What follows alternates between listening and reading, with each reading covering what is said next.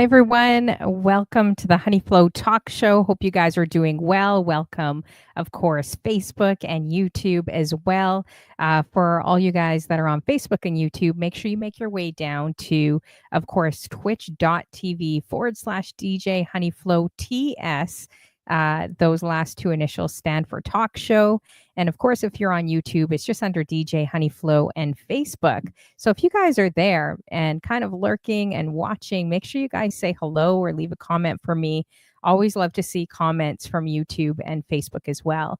So we have a special guest, and hopefully nothing goes wrong today. We're starting a little bit later, bit of technical difficulties, but we're expecting a major snowstorm in Canada right now. And when they say major in Canada, that's huge because we're used to the snow, we're used to the ice, we're used to all the crazy conditions out here. So when they are warning us in Toronto, it's going to be really bad, then that means it's going to be really bad. So we're expecting a few power outages, and I'm hoping everything's okay. Last time we had a huge thunderstorm, I think it was a few years ago. If you check my Instagram, there was a huge tree. I don't know how many. It was massive. It covered the whole street and almost hit the house I'm in as well. It hit our front yards and all the power lines. So it's pretty incredible. The power of nature, right? So that's on my page. It was really interesting. I was doing my talk show and everything just blacked out on us and stopped on us, and it was because a tree almost hit my car and my home. So you could check that out on Instagram. But we are going to get into it. We got the next guest here. He's a lot of fun, guys. He does a great show. He's out of Texas, and he goes by DJ TomTom. He's the only one that mentioned that he offered to be my groom quite a while ago. We planned an entire wedding in my chat room as well. So we're going to have fun talking about that a little later on the show. But let's hear his journey. We got Space Jam with us. We got Marcelina. And if you're on, of course, Facebook and YouTube, then, come down to, and this is a great Valentine's Day special right before Valentine's Day. So let's bring in DJ TomTom. Hey, Hey, how you doing? I'm doing great. I'm How's doing great. Yeah, it's going good. Yeah, can't complain. Can't complain. For starters, Honey Flow, I want to say a big thank you for reaching out to me and allowing me or giving me this honor to be on your show. Of course, yeah, I wanted you on here for a while, so Yeah, I'm true. glad you're finally here. So that's I good. made And so it. yeah, so we got DJ Manny G, your buddy there as well, Marcelina. I believe she's a mod of yours, right? Marcelina 45 is a mod of mine. And DJ Manny G, we are in Unity Vibes together, which we do raid trains every Friday. It's called Coffee with Friends. It starts at 6 o'clock in the morning, and sometimes it's 6 DJs. Last Friday we did 20 hours of DJs just Wow. getting on because we were traveling to Phoenix, Arizona. Oh, wow. We had a good turnout though. We had a really good turnout. So shout out to Unity Vibes. Did you drive there? You We drove to drove, Phoenix? yes, Oh, yes, wow. we drove. How We long drove. did it take you? Well, from where I live to Manny G's house was 3.5 hours, and then from Mhm. his house was 14 and a half. So we're looking at Oh, 17 and a half hours on the road. wow. And then you guys brought all your gear and everything? I did. Well, I brought my controller, my laptop, just the basic necessities, and we met up with Marcelina 45, my mod, and I met up with my other mod, Godfather of Love. So we met up with them, and we went to a bar called Coops out in Mhm. Arizona. Nice bar, by the way. And they talked me into doing the set, so I did an hour set there. It was something different, something Oh, different. that's sweet. Wow. Did you get a chance to go to Sedona as well? I think that's a few hours away. No, we went to Glendale. So we got Oh, an okay. Airbnb. So it was nice. It was really nice. And how many guys or how many people was it? It was you and Manny G, It or was was there? me. It was me, Manny G, and his wife. Okay. Nice. Wow. And what was it like spinning in Phoenix too? Uh, it was a different crowd. So what I did is I just kind of went with basic music, kind of dance music, about 120 beats, 130, 125, 130 beats per minute, and the crowd just moved right on in. So Awesome. Love that. We got MVTG 73 in the building. How you doing? that is Manny G's wife. Oh, nice. Okay. She's the one that Awesome. went with us on the trip. Wow. So how did you guys survive 17 hours? That's that's definitely a long drive, Did It's you a long guys drive. meet? But you guys met before. You guys knew each other before, right? Oh yeah, definitely. Now, Honey Flo, I'm not no crazy person. Just like, hey, come with me, 17 hours, let's go. No. Yeah, that's true. I'm kind of that crazy person that would do that. Yeah, I've I heard some don't of your stories. Yeah. I don't know if I do it in a pack of women though, ladies. You know how women can be. So I don't know if I do like the 10 women, 20 women trips anymore like I used to when I was younger. Yeah. I've learned. I've learned. So, for anyone that doesn't know, like look at his background here. I was gonna say, oh, what do you think it is? You Actually, want me to move? Let me maybe move. well, Let me move yeah, so you can see. maybe I could get them to guess, but I know they know. I mean, it almost looks like cereal boxes. I know it isn't, but it's pretty cool. Look at his background, you guys. If you guys can guess what is on his wall back there, I just maximized it. Let me know if you guys could take a guess. He's definitely got the coolest backdrop, I think, on Twitch. Very original. Any guesses? Yeah, any guesses? Like if you were to look far away or say if it was zoomed out, it looks almost like cereal boxes or comic books or yeah, I think we know what it is. So And they Space are, Jams. and they are all real. Every one of these. That's cool. So yes, you guys guessed it. Space Jam says Hot Wheels. Due West says Hot Wheels. What is your favorite one? All of them. Yeah. All And of why them. did you decide to like collect and how many do you know do you know how many you have there? I got over 2,000. Well Wow. over. Well over. This That's is crazy. one that I've had forever. And if you notice on the date, Oh, that's so cool. 97. Ooh, is that a Lamborghini? sure is. And I believe it's Ooh. like worth $40 or $50. Wow. So yeah, so I got a bunch of little Hot Wheels around here. I'm always, looking for new Hot Wheels. Where do you collect them online? Like, do you just buy them off Amazon or online? No, don't Oh, don't cuss at me like that, Honey Flo. Come I don't on. know. I don't know. I mean, I'm into cars, but I've never I don't know anyone that collects Hot Wheels. I get these at Walmart, your drugstores, Oh. Target, stuff like that. I'll be the one Mhm. that's in there going through all the little Hot Wheels. But I will say, I put them back up. Oh, yeah? Due West is like garage sales. No, No, no, because 'cause they're in no. the pack. They're in the pack. Oh, you Yes. even got a stand over there. A Yeah, stand on the r yeah. you steal that from a convenience store or what? Actually, no. Um, Ironically, if you just go into some of these stores and stuff like that, you just ask them if you can have it. They'll just tell you yeah, because all they're gonna do is throw it away. Wow, I'm shocked that they gave it to you. That's Yeah. cool. The lady told me, she goes, take it. I said, for real? She goes, take it. You know I what you said, should do? You should take Hot Wheels. Maybe they'll put you on as like an ambassador or like get you to DJ one of their events. You gotta do stuff like this because it's well, original, right? Like you tag them on know, Instagram. You never know they could give you something like even bigger and free. maybe it's an option. It's an option. A garage sale. Oh Nah. man. Yeah, they like bugging you, right? I could tell already. So yeah, so going back to the very beginning of your journey, when did you actually start DJing? And I who inspired you if there's anyone that inspired you? actually there is. And it's a little bit of a story, but it's a good story. It's got drama in it. I'll tell you that much for sure. Oh yeah. Oh, So, bring it on, bring it on. my aunt was dating this guy, and he was a DJ, and I was around 15, and I was always hanging out with him because I thought, man, those speakers are cool. Man, that reel to reel is awesome, you know? And me and him got to talking. We started getting a little closer and closer together.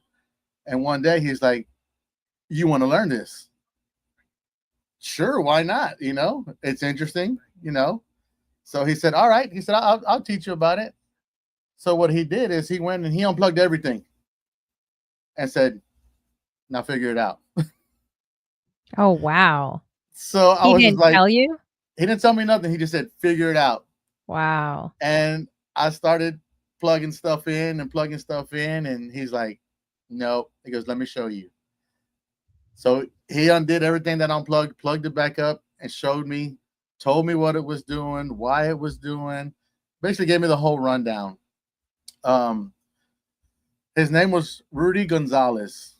Um, he taught me a little bit of everything, and it got to the point where I was consumed with music. I mean, just totally. And it's like it got so consuming to the point where when I was in school, for me to remember the info on the test, I would kind of put it in a song and a rhythm so that I would remember it. And that's how I did it, you know. And it worked for me. So it's like, hey, if it works, don't even worry about it. Just go with it. But a few years, you know, before that, he actually told me, he goes, I got a gig in Ocampo. Do you want to go? Ocampo, Texas. I said, well, yeah, sure, let's go. So I went and I helped him out, and he tried to offer me money. And I told him flat out, I said, I don't want your money. I said, I want to continue to learn this craft. And he's just like, okay, fine. So we had numerous gigs come along, and he'd always try to give me money, and I told him no. And several years down the road, my aunt was doing some other things while she was with him, and he found out, and he went to confront the guy, and he actually ended up stabbing him, and he ended up dying. Oh, wow. So That my uncle went to prison for, I think it was 30 years. And I went to go see him, and I told him, I said, hey, look, what you taught me helps me pay my bills.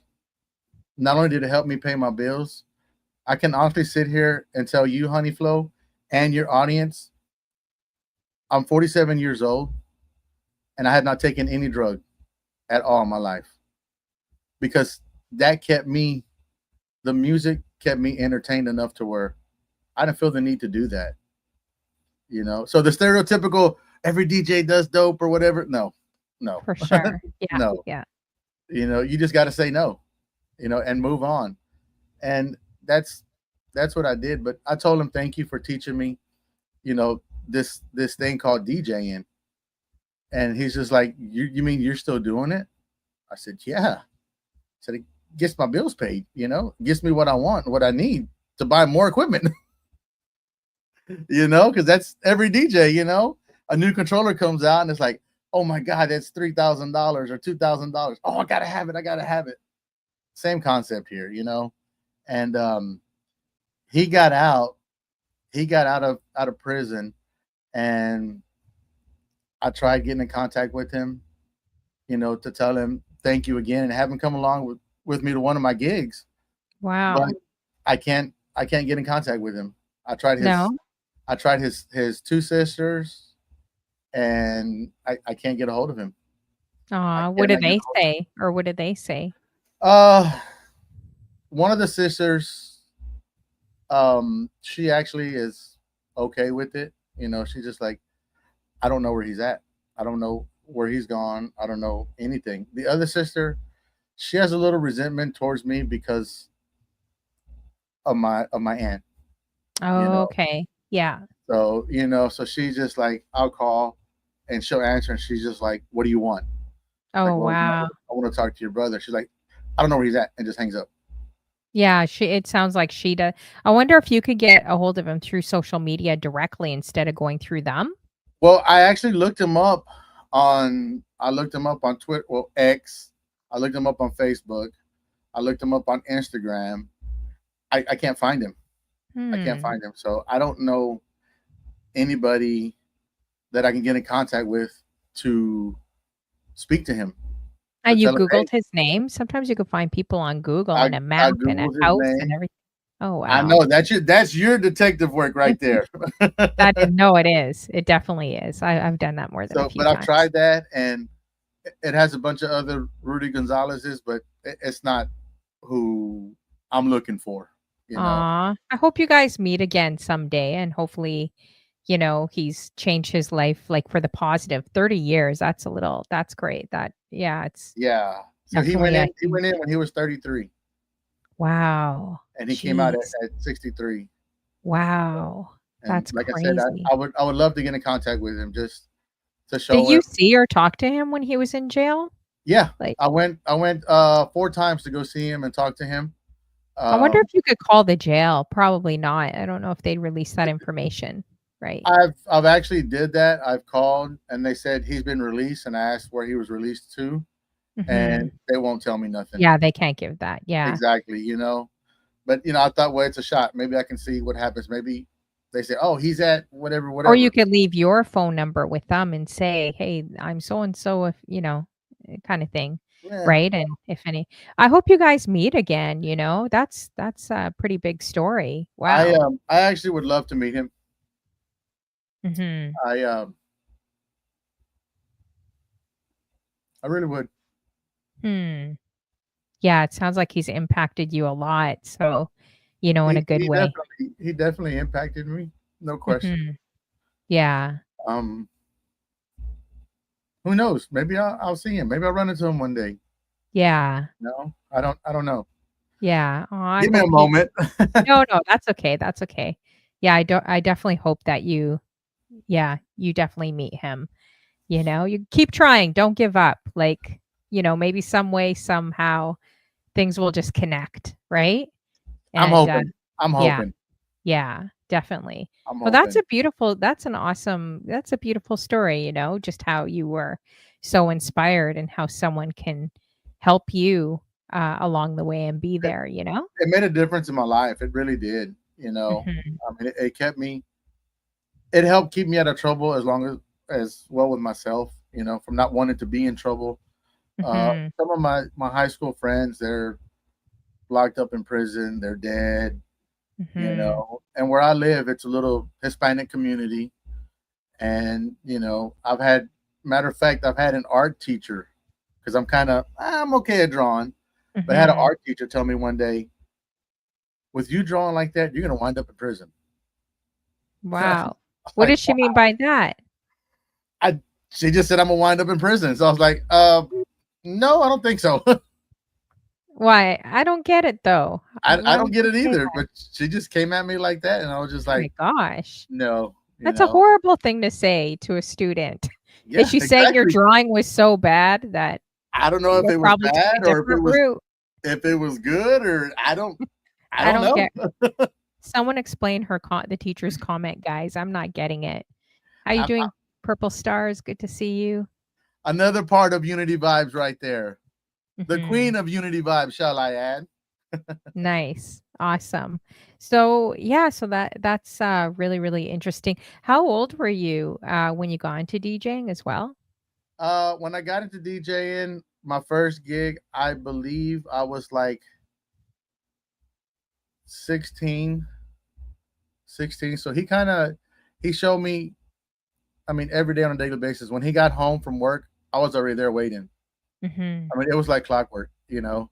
And he would have his dinner and he's like, okay, let's start. And he explained to me all about the beats per minute and stuff like that and all that other good stuff that us DJs know.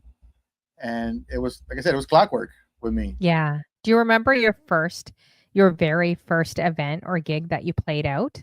Yes, yes, I Mhm. do. It was actually at my grandmother's house. It was ironically, it was for one of my other uncles coming out of prison. Wow.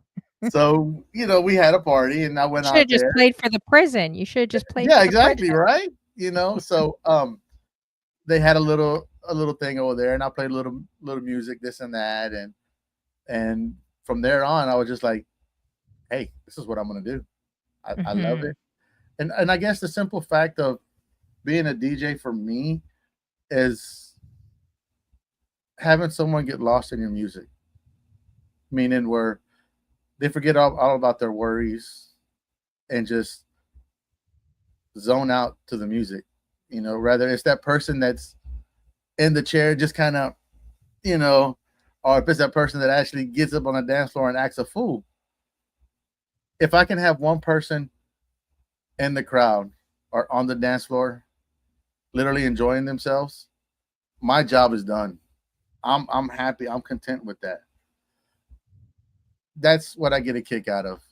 And then I get some people coming up to me like, "Oh my god, I haven't heard that song in forever. It brought back so many memories, when I was in high school or when I was this or," and it's just like, "Yes, I did my job. I did my job as a DJ." For sure. Have you been always playing like this whole time, or did you take any long breaks as well? Um, I took a 2-year little break. Um, and I just I know it sounds crazy because I would say music is my passion.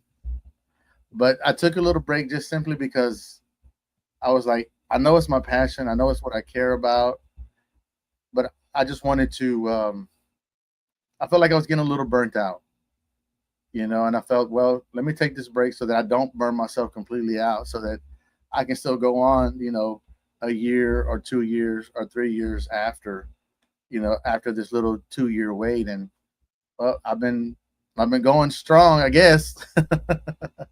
Yeah, that's true. Have you done it full time? How are you doing, Winford? Good to see you as well. Uh, Winver. have you ever done it full time? It's Uh, a lot of work doing it I full I time. did do it full time. I did it full time for about 2.5 years, Hmm. and it was just nonstop. Go, go, go, go. Come in at Yeah. 3, 4 o'clock in the morning, put your stuff up, go to bed, wake up, because I drive Uber as well. Actually, I do a Okay. number of Nice. things. I drive Mhm. Uber, I drive Lyft, um, I do photography, I do shirts Oh, and hats, I cut hair, and I DJ. oh wow. What you do hats this is the first time I'm hearing about this and that I'm like the hat lady on Twitch. What? What? This is the first time I'm hearing about You see, this? that's why you have to interview me. You got to find out. You Yeah. see? I need a hat. I need a hat. What is your favorite hat? Is it the hat you have on? I should have worn a hat actually. I didn't today. I have several, as a matter of fact. Like I got this one here. This is this one here. Nice.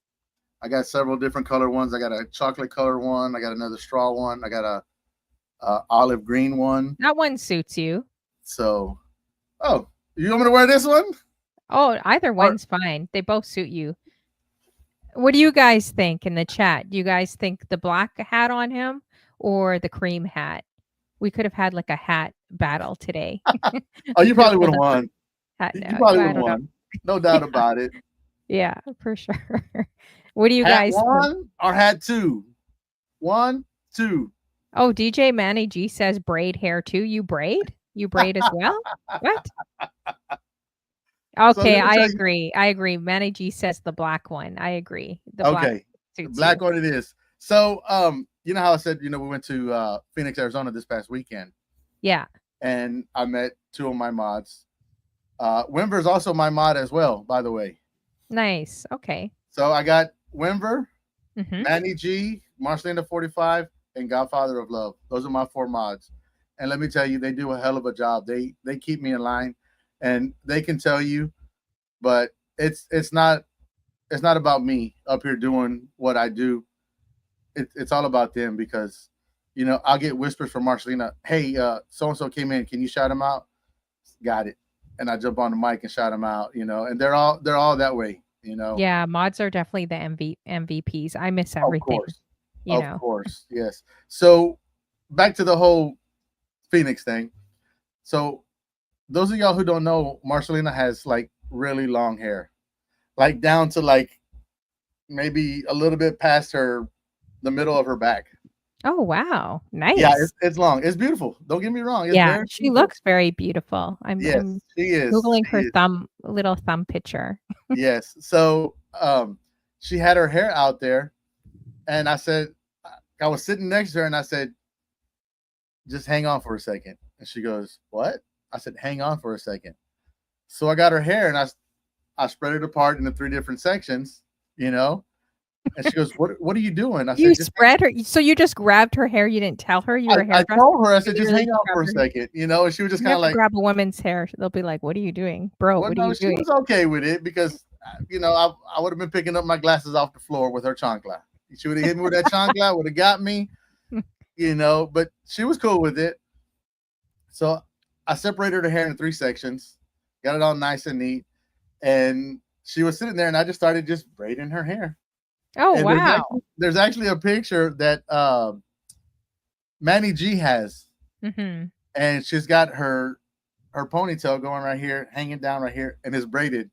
And he's got another picture where I'm actually doing like that, where I'm braiding it. That's so funny. You should have taken a video, guys, and sent it to me. I would have played it, you know? Do you know how to No do, like, cornrows and, like, do different, types of cornrows. I've never really messed around with it. I can French braid. I can or, braid. like, a few braids up on Yeah, I can top do a and few then just braids. have the Yeah, girl's I can do a hair few out? braids. Yeah. So Oh, cool. I do a little bit of this, a little bit of that. You know. That's cool. That's different. How you doing, DJ B Mix? Good to see you. B mix. That's the other part of Unity Vibes. So those of y'all who are keeping track, Unity Vibes consist of DJ Manny G, DJ B Mix, Purple Stars, and myself. So that's Nice. why Purple Star says the Fantastic Four. Okay, well, yeah, you definitely got your tribe in here today. That's for sure. Supported, That's supported. great. Thank you guys. Thank you so much. Manny G, B Mix, Purple. Thank you so much. I Yeah, appreciate that. that's awesome. That's great. Wow. So yeah, so there's a lot that you do. I didn't realize you could work with different competitors. Like if you work with Uber, like you can work with Lyft. I didn't know that. Yeah, yeah. I actually have. So this phone here is my Lyft phone, and this phone here, oh, this is my Uber phone. This is my Lyft phone. Do you ever see women doing that or no? Or is it kind of dangerous? I always hear these crazy Uh, stories. yeah, yeah. Yeah? Uh huh. And everybody, when I do Uber, everybody asks me, "You're not scared of somebody doing anything to you?" Yeah, that's what I was gonna ask too. Well, for starters, I'm in Texas, Mhm. so you know we got the little, you know. Yeah, that's true. So, But but everyone does. Everyone does. everyone does. But now let me tell you how I operate when it comes to Uber. For starters, you got to move when the people are moving. Mhm. So when everyone is asleep at 3 o'clock, I'm up and on the road already driving. Oh, that's crazy. I You do drive it I late drive from hours. three in the morning till 9 in the morning. And it's Like, safe? 3 in the morning? yeah, and I'll tell you why it's safe. Because you Mhm. get a lot of people that are going to work. They're not going to be drunk. They're not At going to have 3 a in the fire. morning, they're going to work? What the heck? Yes, yes. Wow. They're not going to be drunk. They're not going to have a firearm on them. Oh, wow. So I take them to the airport. Mhm. This guy the other day, I took him to his job because super early because he wanted to get a workout at the gym before he started work. Mhm. So I was like, "Hey, I don't care. Wow. I don't care what you do." Yeah. Do you ever get tips or anything? Because 'Cause you're good at talking to people. You're a really good communicator. Did you know I've that? been told that.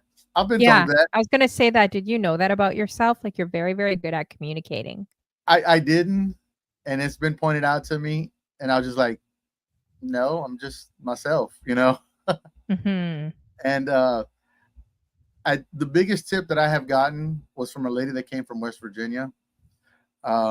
She was coming down here because here in Houston we have MD Anderson Cancer Center, which is known worldwide, and we're also known for our heart specialist. She was coming down here because her mom had cancer, and she was coming down to see her. And I happened to pick her up from the airport, and we got to talking and everything. And she was telling me why she was there, and I told her, I said, I said several years ago, I said my mother had cancer. I said, so I can kind of relate to what's going on with you. And she goes, really? I said, yeah. I said, she has sarcoma. She goes, oh my goodness. She goes, my mom has that. And I was like, oh, wow. And we started talking, carrying on the conversation about that. And we got about 20 minutes away from her drop off. And she tells me, Thomas, what is your last name? So I told her, oh, it's blah, blah, blah, blah. She goes, and how do you spell that? I said, blah, blah, blah, blah, blah, blah. She's like, oh, okay. And at that second, I thought, you just messed up. Why did you give her your name? Your full name, your government name, you know? Yeah, that's true. And I was like, oh my God. Well, along the conversation, she turns out she's a pastor at her church in West Virginia. So I figured, yeah. Okay, wait, hold on. I'm okay. I think I'm missing this. So okay, repeat that again. She said she's pastor. She's a pastor at her church in West Virginia. Okay. So I immediately fell back to that. And I'm like, oh, well, she can't do nothing wrong. She's not gonna do anything wrong. I hope not. You know. So everyone does everything wrong. Pastors aren't perfect. Well, you know, everyone does everything wrong. What are you talking about? Okay. I like to live in that world. Okay. we seem to think just because someone's in a church pastor, they're perfect. Here's the deal. Not. They're human. Yeah, they are. They really are. Mm-hmm. So I got her to her hotel. I told her, I said, when I stopped the car, I said, do me a favor. I said, stay right here. I said, I'm going to get out, get your baggage, your luggage. I said, I'll open the door. I'll help you out. I'll give you your luggage and you can go on your way. She said, no problem. So I did just that. I helped out of her vehicle. She goes, oh, by the way, here's my business card. I looked at it. I said, oh, okay, cool. Mm-hmm. Put it in my pocket. Then she handed me a piece of paper. So with that piece of paper, I'm not saying I'm handsome or good looking or whatever, but I've gotten plenty of pieces of paper with numbers saying call me from guys and girls. Dang. Are you serious? As a heart Maybe attack. I should be driving Uber. Maybe I should be driving Uber in Toronto then. What the heck? It is absolutely wild. It is wild. So that is pretty wild. So wow. I thought, well, that's what it is. Mm-hmm. So I took it, put it in my pocket. Pastor in West Virginia trying to give you her digits, and you know. I was just like, okay, whatever, because a lot of these people, they come in for like 1 or 2 days, and they'll just go crazy, Wow. So I was like, all right, whatever, I just took it in my pocket, stick the paper in my pocket, send her on her way. I got in my car. I drove down the way. I got to the light. I took off. I reached in my pocket. I rolled the window down. I was getting ready to let this paper go when it just literally just opened up like that. Wow. And I looked at it and I said, what? And I pulled it back in. She wrote me a personal check for $300 and tipped me $25 on the app. Wow, that is insane. Yes. Oh, on the slip of paper, did it say it was a check. I thought it was just a piece of paper. Oh my gosh, but it was a check, and I was gonna let it go.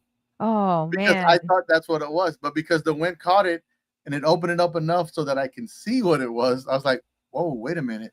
So I brought it back in. I looked at it, and it had my full name, and it had $300. And no sooner than I read that, I got a notification on my phone saying that I just been tipped $25. Wow! So my tip was theoretically $325.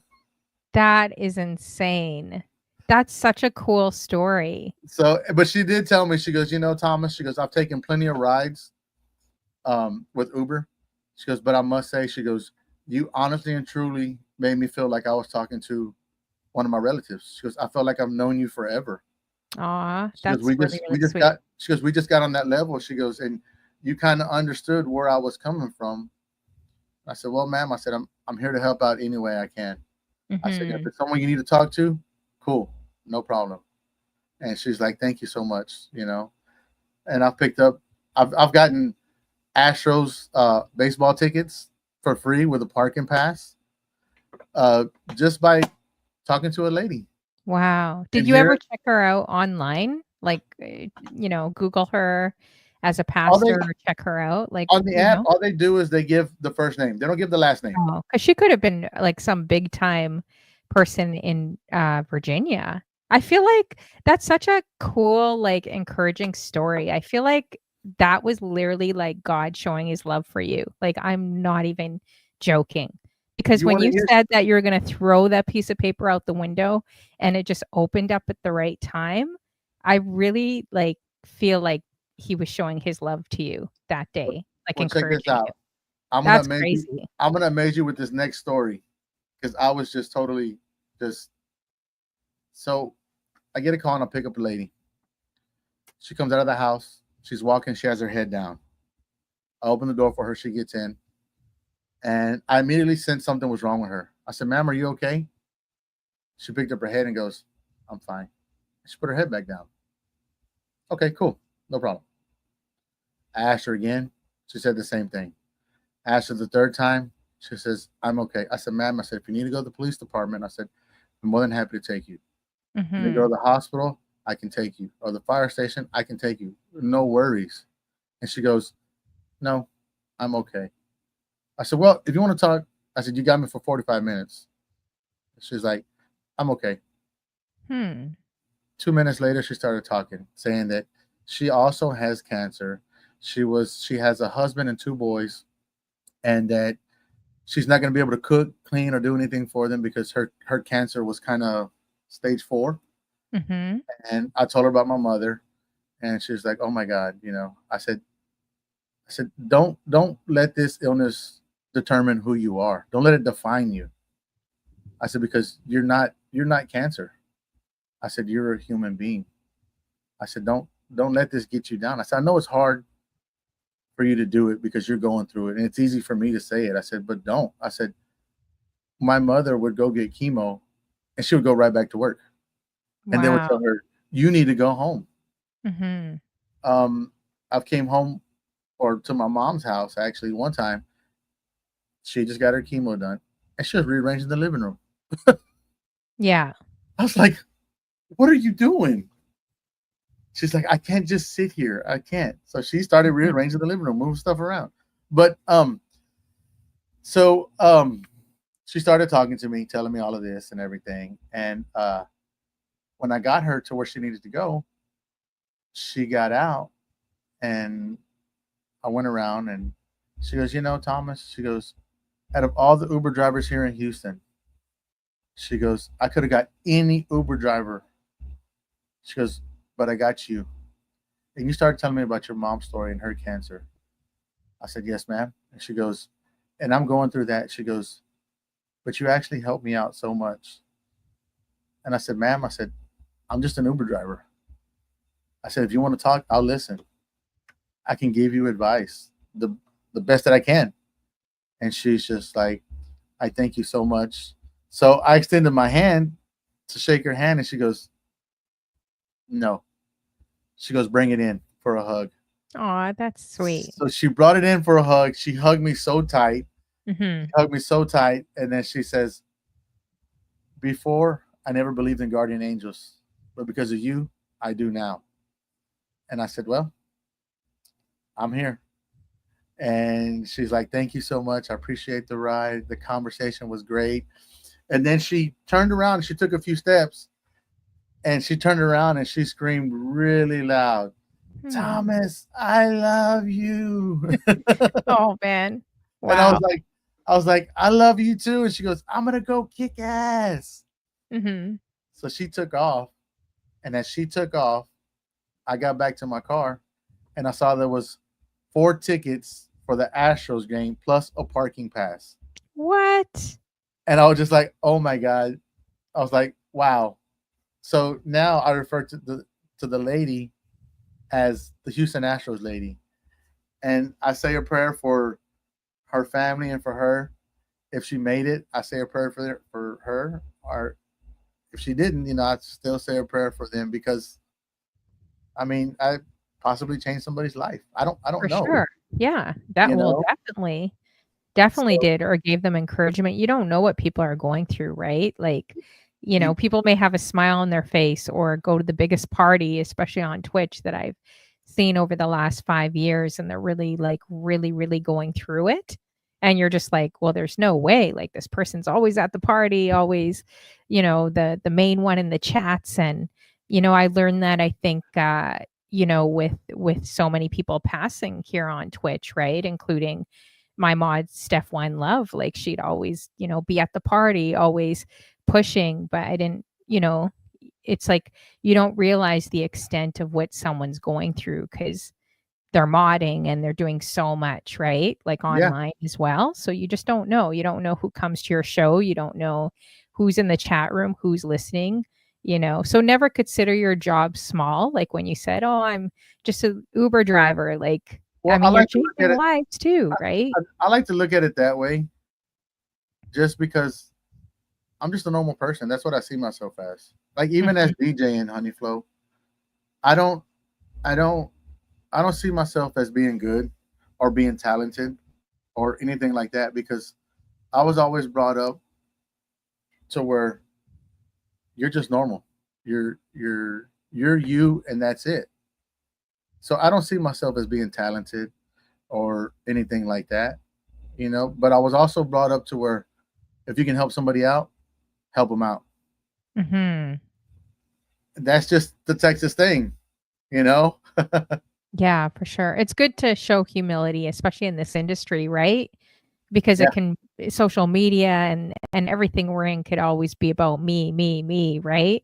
And yeah, and that can happen to any of us. Like being definitely. absorbed in social media and sometimes it's good to just like leave. Like I disappear a lot and leave because it's like you feel better when you're kind of off of social media, Yeah, And I don't really want to be in the world of me, me, me. It's like yeah, very self-absorbed and yeah, superficial. and Feel like it is very yeah, and it gets self-absorbed. it gets old, right? Yeah, and So it's always about what can you do for me, or what can you give me. mhm, How do I benefit out of this? No, it's not about that. for sure. You Definitely. know, Yeah. it's about how can I help you? And of course, there's them people out there that take advantage of you. I've been taken advantage. I mean, I'm sure we all have at some point in time in our life. You know, 100%. and it's Mhm. like if I can show somebody something like example, DJ Manny G, he's in here. He's in here. I was having problems with my OBS, and I can't get it to work. I still haven't been able to get it to work, right? But we spent some time over there, and I got to talking to him about stems, and he's kind of like, "What?" I said, "Yeah, stems." I said, "It separates your music."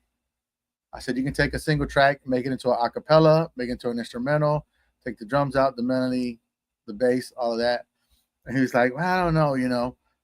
So I started kind of messing with him, and he's just like, "Hey, Mano." So Mano is brother. He's like, "Hey, Mano." He goes, "I'm starting to mess with stems." I said, "What do you think about it?" He's like, "Mano, I like it. I like it." And I told him, I said, "It makes it easier for you to mix." And it's just like, if someone's willing to come up to me and ask about something, I'm more than happy to tell them. I'm not that DJ that's going to be like, "No, you go figure it out yourself." So I don't like when DJs do that because at the end of the day, we're all trying to do the same thing. Rather it's make money or make somebody happy with just the music that we play or the request that the person wants. So I just don't like DJs like that. That won't Yeah. help out other DJs. No, I definitely hear that. I was gonna mention, I don't think I mentioned yet, DJ Filipino is in the building as well. Uh, Filipino, he's doing his interviewed him a thing. while ago. And isn't it his birthday? I think I saw in the chat it was his birthday Yes, or something. yes. Was it recent? It was recent? I believe it's today. DJ Oh, Filipino. happy birthday. Yeah, make Happy sure everyone birthday, gives sir. him Happy birthday. his birthday wishes. I hope you collected your freebies today. That's what I do every year. You got Denny's, Starbucks, it's not too late. Sephora, Filipino, you can get your wife Sephora. Honey Flo's got the 411 and all the free IHOB. stuff. No, I do. I'm like the best date ever and the cheapest date for any man because it's like I'm always trying to find a deal somewhere. You hear So that, guys? She's a I cheap know. date. Hey, Well, you not know, not that well, way. not that Settle cheap, you down. know what I'm saying? But you know, Settle down. I'm she's very, a very expensive. she's a I'm budget. She's a budget date. but I will do something on a budget. Like this past weekend was the best weekend for me. I ended up going to getting this food pass. It was like a food walking tour. And it was incredible. Like I went to 3 restaurants. You know, it was a food walking tour. So you'd walk to different restaurants with a group of 20 people, try their food. Everything was free. They gave us so much food, drinks, everything. Like by Oh the time I got to wow. the second, third restaurant, we were done. And trust me, I can eat. So then I begged them the next day. I was like, come on, come on.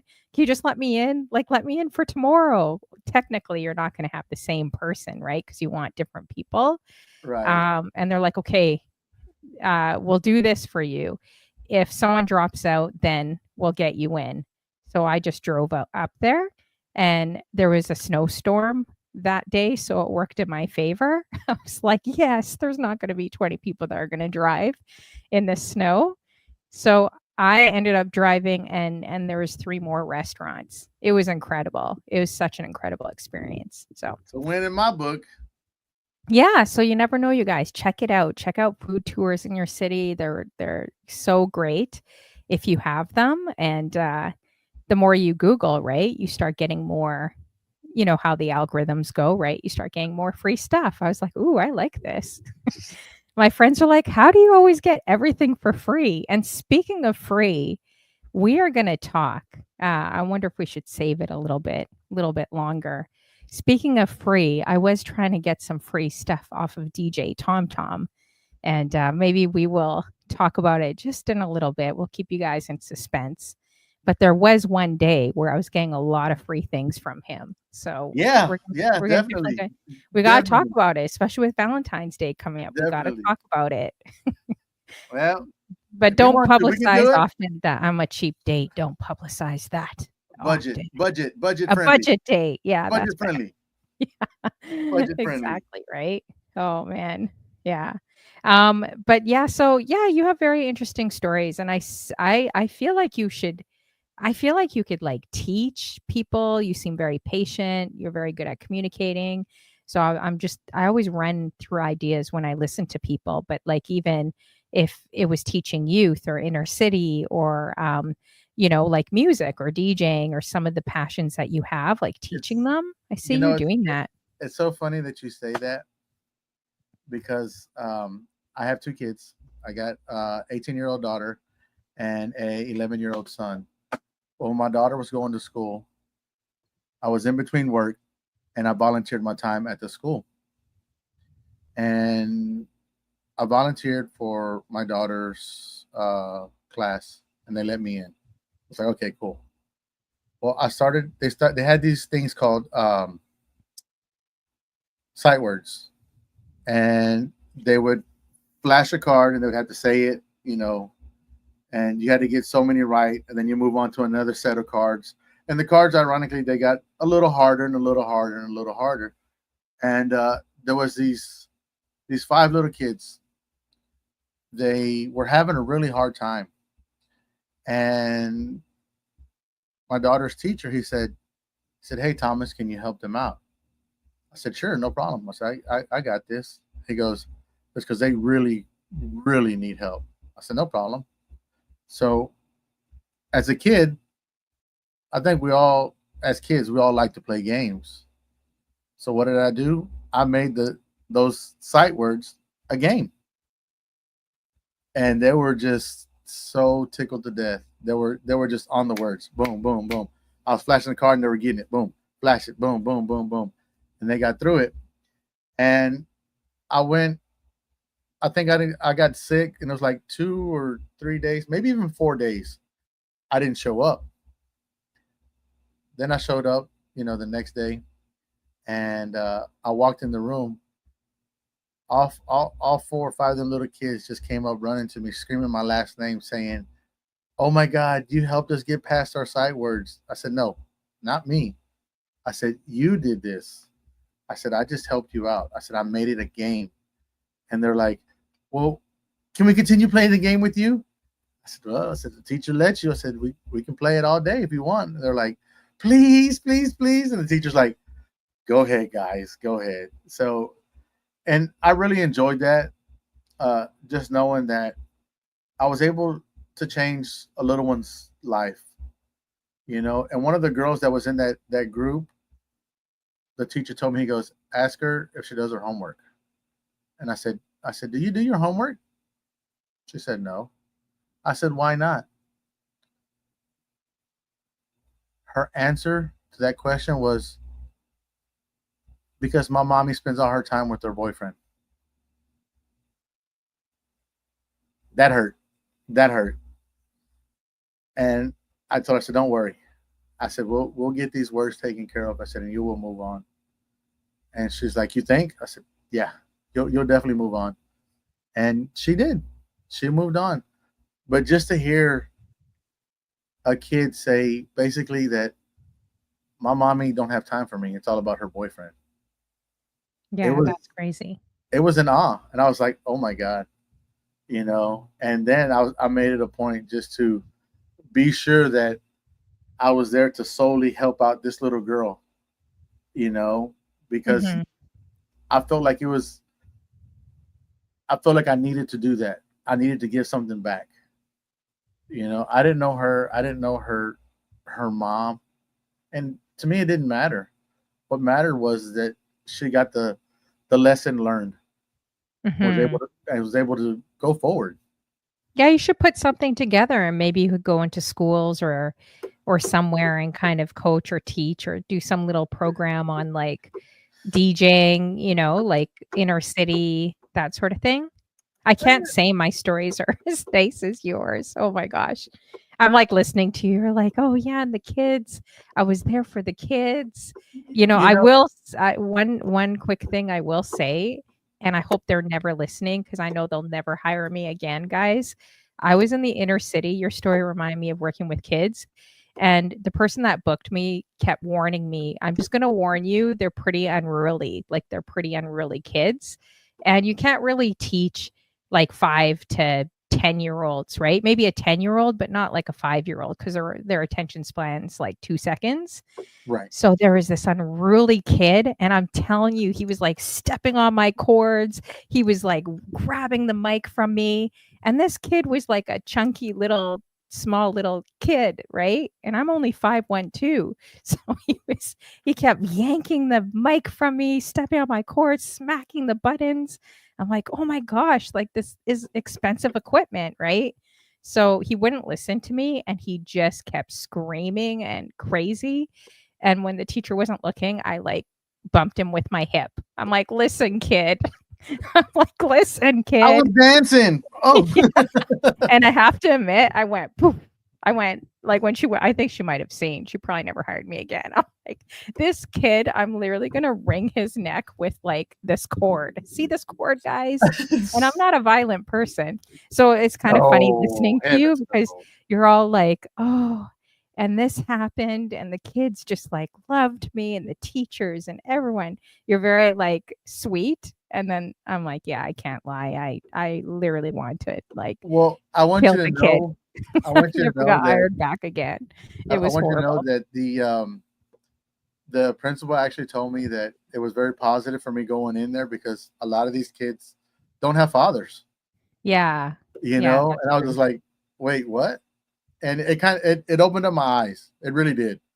And I was just Mhm. like, "What do you mean?" And she's like, "Well, you know, their parents split up, and the dad's gone and never comes back, or the mom takes off and never comes back, whichever." You know, she Exactly. goes, A lot of times these kids are also just left alone to just "Yeah, play and do kind of their own thing. yeah, So, exactly." yeah, You I know. definitely get it. Yeah, so So, and I was just like, I was like, "Yeah." I said, I'll be here every day. You know, no problem. And I was going every day. And at the end of the year, when they did their little graduation type thing, they actually they called me up and true. they're Mhm. like, they're like, "Oh, we got a special someone here," and I was just like, "Okay, whatever."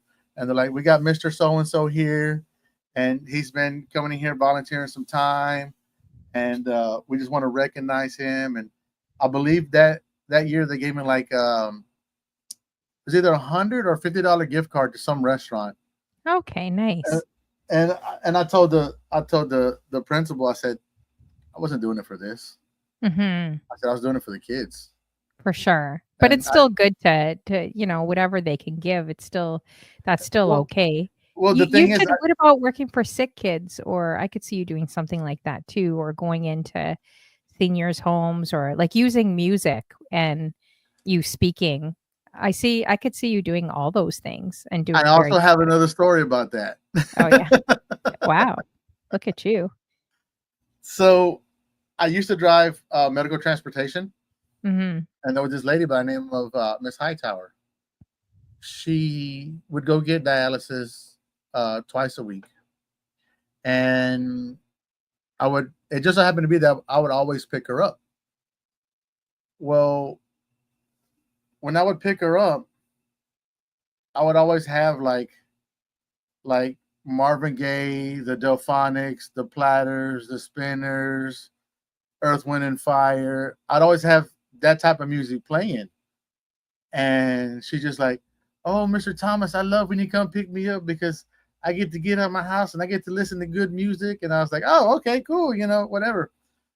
Well, I picked her up one day and I got her and she was in a wheelchair. So I got her in the van, got her squared away.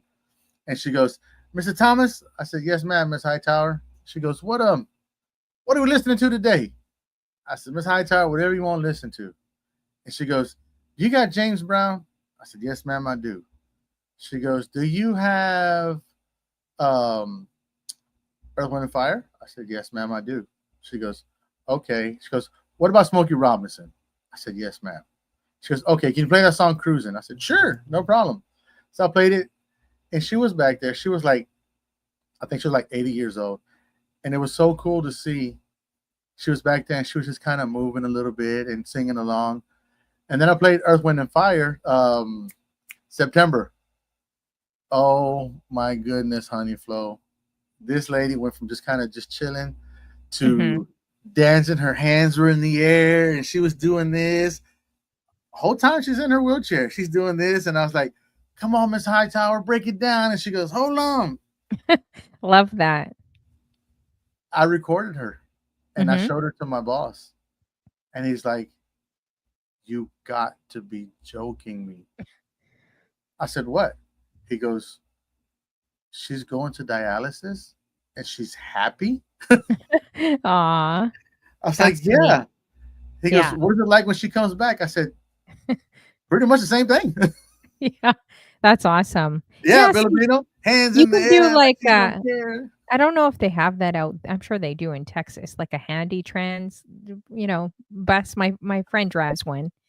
It's called Yeah, I think it's called handy trans, or I don't know, wheel no, I she always makes fun of me. She's like, "It's a wheel trans." But like little helping trans, people, handy helping trans.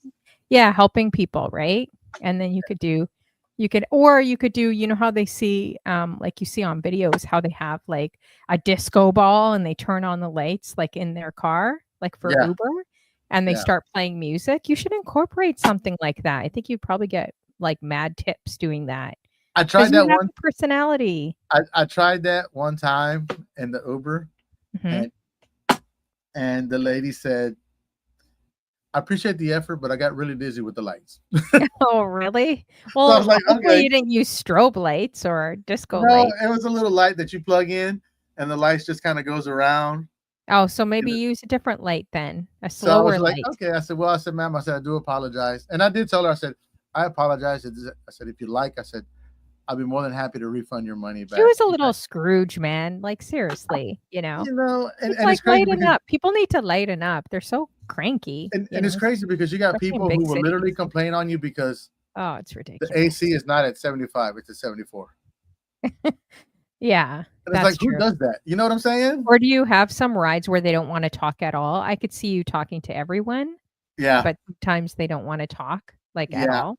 I had some of those rides, and I would tell you right now, first and foremost, it kills me to not say nothing. Have you seen anything crazy in your cars? Anything else that's kind of crazy? You've had some pretty interesting stories. I have some crazy stories. Yes, I've Oh, thrown people out on side of the interstate. oh Left them wow. there. Yeah.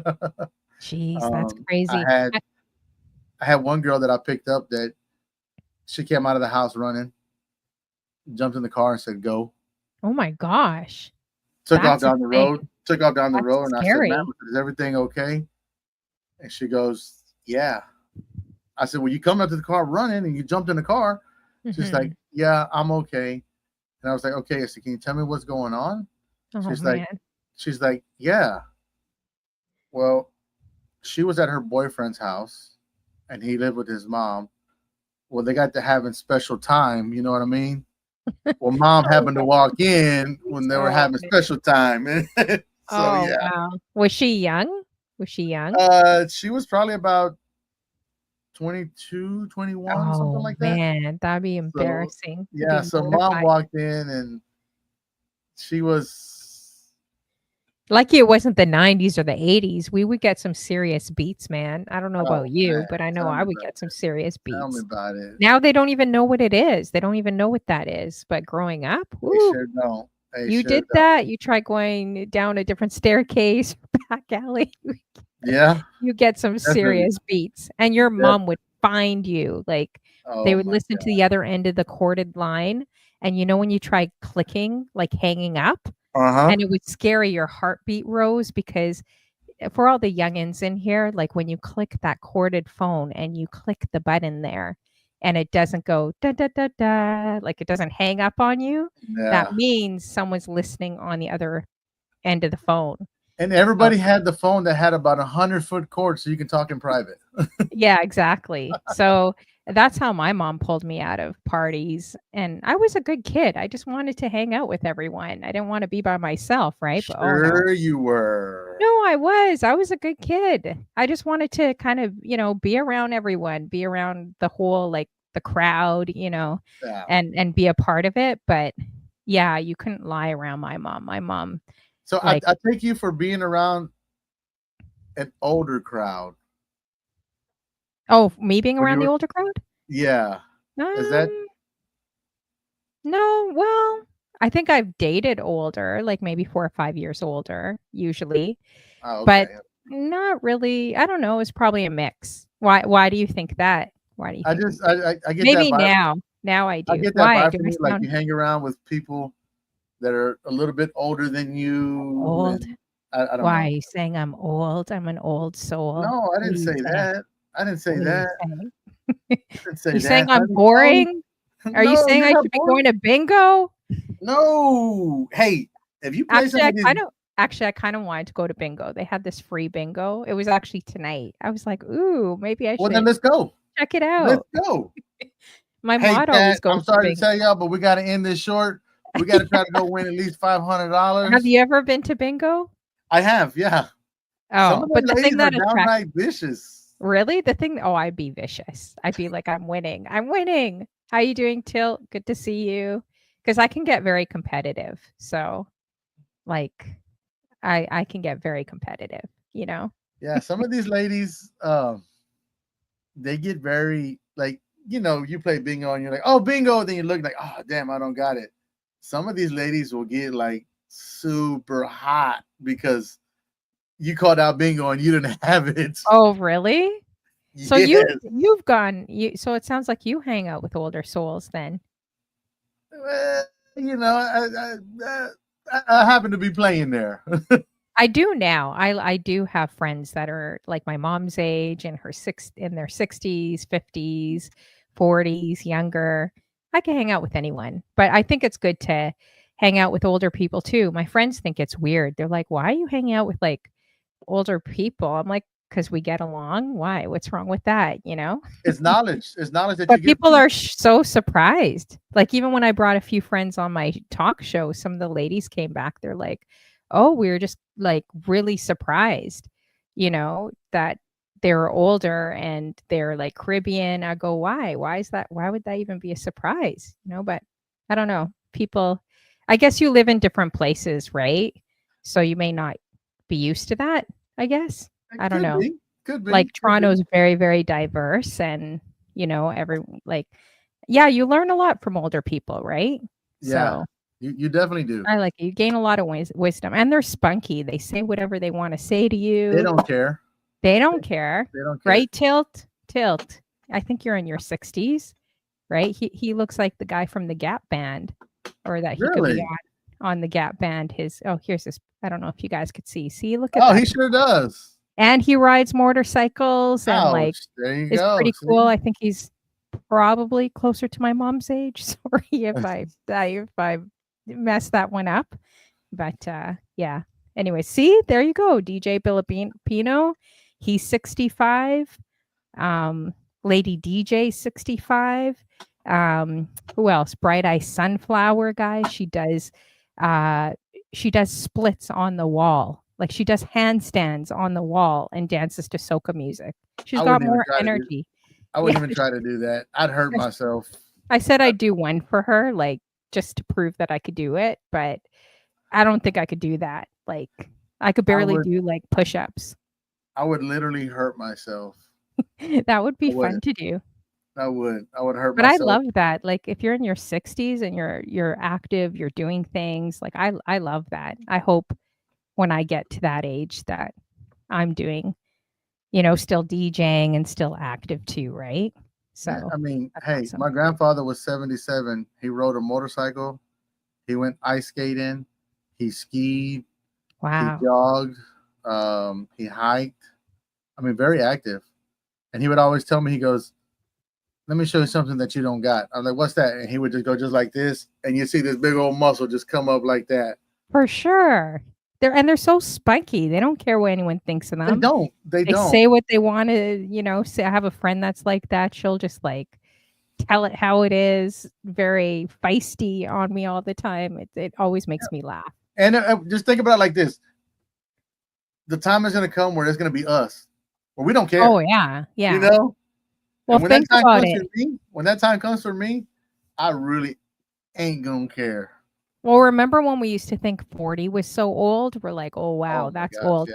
Now that when I look at the younger people, because all the younger people are working the restaurants and they're managers, and you go to the, I was looking I went out to watch a Super Bowl at like Jack Astor's, which is a restaurant sports bar. I'm looking at the whole staff there is 20 years old. And my friend said to me, I wonder what they think of us. Like, I wonder if they think, oh my gosh, look at those old like mothers sitting over there watching the Super Bowl. What table do you have, Bob? Because they look really young. Yeah, they look like babies to us. So then sometimes I wonder when I'm out DJing, I'm like, I wonder if people think, oh, she's such an old like mother hen. Like, you know what I mean? I still seem to think we look younger, but yeah, we're going to blink and we're going to be in our 60s. We're going to blink. We're going to be in our 80s, right? Yeah. Like that's how fast life goes. Hey, it's all about how you feel on the inside. Exactly. That's all it is. And if you could do a handstand on the wall, which I can do a handstand on the wall. On the I can wall. do a handstand. Yeah. Yeah. Just be sure to have the paramedics ready and some oxygen ready. Yeah. Because it's not going to be good. I promise you that. Exactly. Oh, wow. Edge. So you said your mom's what? 79 your mom years is extra. old. She's 79. Oh, I love that. That's awesome. Doing more than she should. Yeah, that's true. Props to her. Props and to all her. the DJs. Props to all the DJs that are in their 60s. DJ Filipino and all the DJs that are streaming. The ones still riding like Harley Davidsons and motorcycles like Tilt. How old are you, Filipino, you're 65 today, correct? Oh, yeah. I guess he's 65 today. Wow. Yeah, so he should be able to get a discount wherever he goes to go eat. Just think in a few years. Discount. Oh my gosh, in a few years, we're going to be getting senior citizens discounts. Isn't that crazy? What year is it? Is it 50 or 55? 55. I don't even know. 55. Oh, okay. I still got a way to go. Yeah, I got a few more years to go. I still got a way to go. Yeah. So going back to just your whole DJ journey, I know Bilibino said, because he was hearing some good stories. So earlier, he's like, tell us a bad one. I think that's what he mentioned earlier. But do you have any like worst or terrible stories when it comes to DJing or doing events? Yeah, I most certainly do. I think every DJ has had one.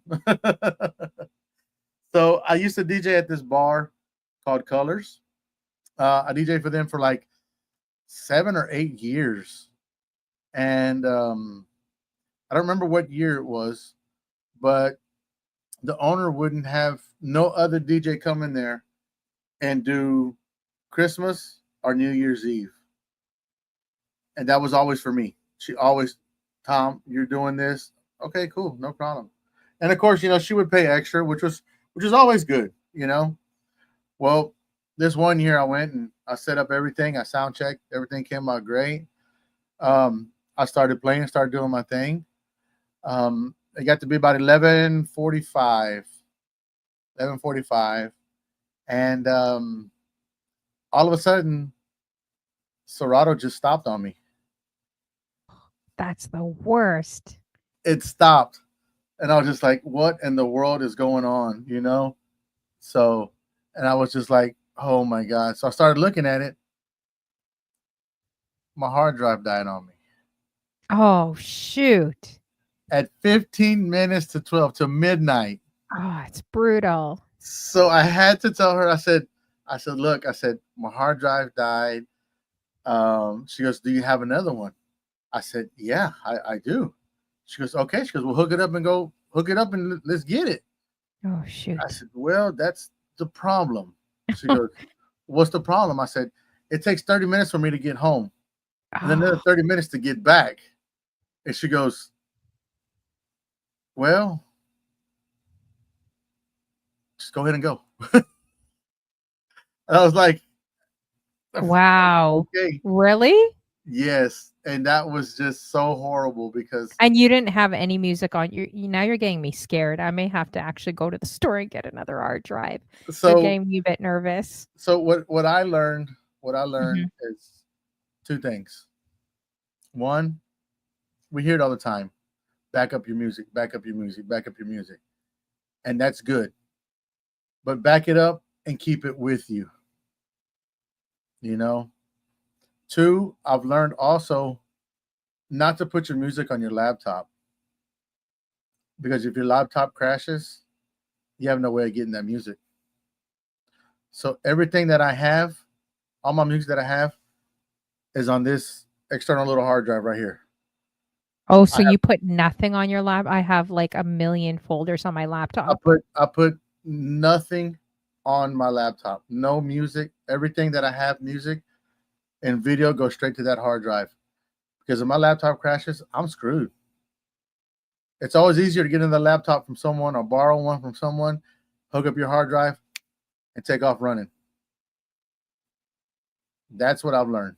Back it up, keep it with you, put all your music on external hard drive, just in case.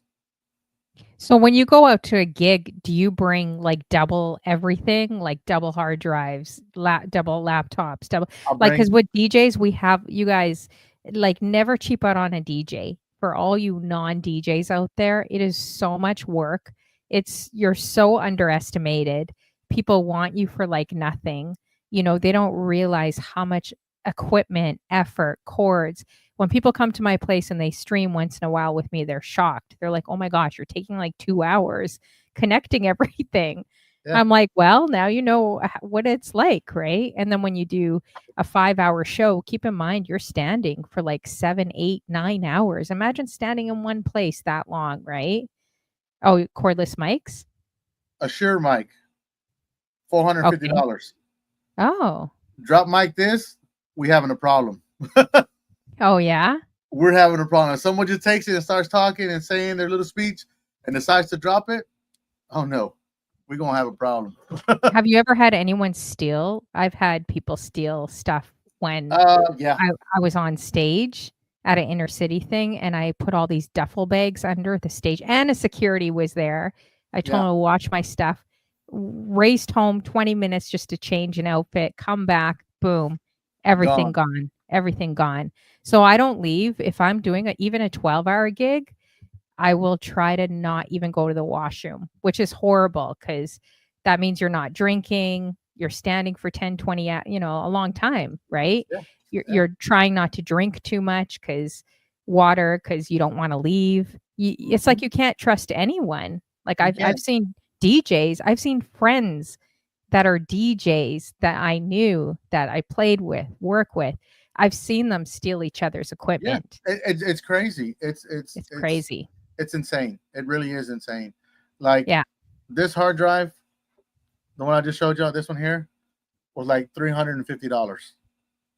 Just a hard How drive. many terabytes is it? It's a lot. This one is 6 terabytes. Oh wow. Yeah, that's huge. 6 terabytes. And it's almost full. Is that hard drive, can you is it like powered? No, it's just like with the USB, right? Yeah, it's powered by Type-C. Like, so you have to actually have like a plug-in, like a power thing? No, just Type-C. Plug it into your laptop. Are those more reliable? So Aren't the plug, ones that just are like this powered? one here, Yeah. like this, goes straight into the laptop on the other side, just like that. Type-C. Aren't the hard drives that are powered, I know they're older, aren't those more reliable because they're powered, or no? I always wonder about. I would say no. But if you can get a SSD, which is a solid state drive, you don't have on the old traditional hard drives, you don't have the platters, because inside the hard drive is a platter. It's got a little arm with the needle that just literally just does like this. With the solid state drive, it's just basically memory chips. Oh, okay. So you can drop it. It's a little more resilient as to the other regular hard drive, because if you drop it, there goes your music. Oh, wow. Okay. Yeah, I bought a hard drive and it doesn't even work There you go. I got lazy. Yeah, that's exactly what this is. I'm going to have to look into that. I'm definitely going to have to look into that. Space Jam says, yeah, so Edge got a lacy. Space Jam's like, I have a hard drive for my laptop to add. Yes, all my flyers. And I have all that online too, Space Jam. It just crowds up your computer, all the flyers and like everything you're doing, right? Like it's just, my computer is a big mess. So I got major Serato face because I'm just like, I have a million folders. I am. I'm like that the whole time. Even doing my show, I'm like, shoot. You're doing this, and then it's like, yeah, you're dancing and lip syncing. All of a sudden, you're like, and then everyone's like, Honey Flo, why do you look so miserable at your IRL? I'm like, I'm not miserable. I'm just concentrating on. Or you do this, and you look, and you're like, okay, that's it. Then you look at it again, like, damn. Then you continue. Oh man, again. It's a disaster. I need to be more organized. Let's see here. Edge says, thank you for the lesson. Hey, JT Smooth Jr., make sure you guys are adding them. He says, always bring backups, which is true. So true. We got just me. Edge, that is the best thing you can do. I carry 2 hard drives. I carry 1 laptop because this laptop is fairly new. But other than that, I carry 2 XLR cables that are 10-foot and 2 that are 50-foot. Just in case I go to a venue where I have to spread the speakers out, I got that 50-foot cord there. Yeah, I got to talk to you guys about speakers too, because I use Yorkvilles. I don't know if you guys are familiar with those. I don't know if it's a Canadian brand. They're heavy. Like they showed them dropping them from like a 15-story building to see if they'd break, and the case won't break. That's how heavy it is. But it's too hard for me. I'm only 5'1". Like I'm not like China or like a bodybuilder or, it's hard to carry those things. I'll tell you what I use. They're old though. Yes, Godfather. There's my other mod right there, Godfather. I like Mackeys. I feel like they're easier to carry, but I heard they're not really great. Like I think Yorkvilles, they said, are the best. What do you guys think? Like, do you guys use skinny? Those skinny, I don't know what they're called. It's like a stick. Columns. Yeah, like people are using that now, or they're using the small little speakers. Like they'll use like 4 or 5 or 6 of them. But I only do 2 big ones. So what I use as far as setup, I just purchased the Pioneer DDJ Rev 7 not too long ago. My satellites are the speakers that go on top of the stand. Those are the QSC K10. They're like, I believe they're like 35, 40 pounds per speaker. How much are those? Like 3,000? When I got them, when I first bought them, they were like $800 a piece. Oh, actually, that's not too bad. So, and they've dropped because they've had newer ones come out, like the K10, QSC K10.2, which is like 2,000 watts per satellite. And then I have a QSC K sub that has two 12s in it. So that puts out 1,000 watts. The two top monitors put out another 1,000 watts. So I got a pretty good clean 3,000 watts going out. Wow. So then for a wedding and all that, like a very massive banquet room, they would hold if you're just using two, or would you need like four of them? I've used two. Or how many watts is it per speaker? Per speaker, it's 1,000 watts per speaker, including the sub. That's good. Oh, yeah, I don't use a sub. I feel like I know it kind of gives you more, but people start complaining and it's too heavy for me. I can't carry a sub around. The QSC K sub has wheels. Flip it on its back and roll it. And this is why, guys, I know we're geeking out right now, and to all the non-DJs, they're probably like, oh, dear Lord, like we don't want to hear about like all this equipment, techie stuff. We're kind of geeking out right now, but there is strategy for HoneyFlow. This is why she's asking certain questions. You guys want to know why? Because when I first met, when I met DJ TomTom, you know, and now that I hear about his equipment, I have something for him as well. But when I think the first time I met DJ TomTom, I was saying, you know, in my chat room that it would be perfect marrying a DJ because you can use all his equipment and DJ gear. And I said, who wants to volunteer to be my groom? And DJ the chat got quiet. Nobody said nothing. The chat got quiet. What the heck? What am I, chop? You guys, what am I, chop liver here? Come on. What am I, chop liver on Twitch?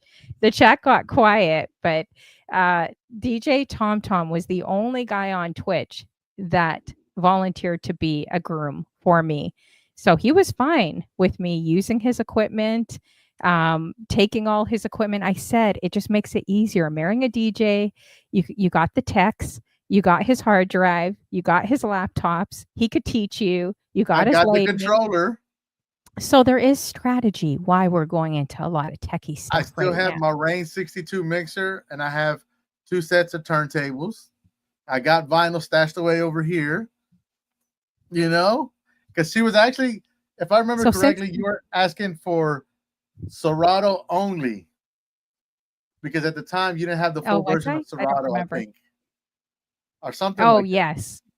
My Serato wasn't working on that little SB3.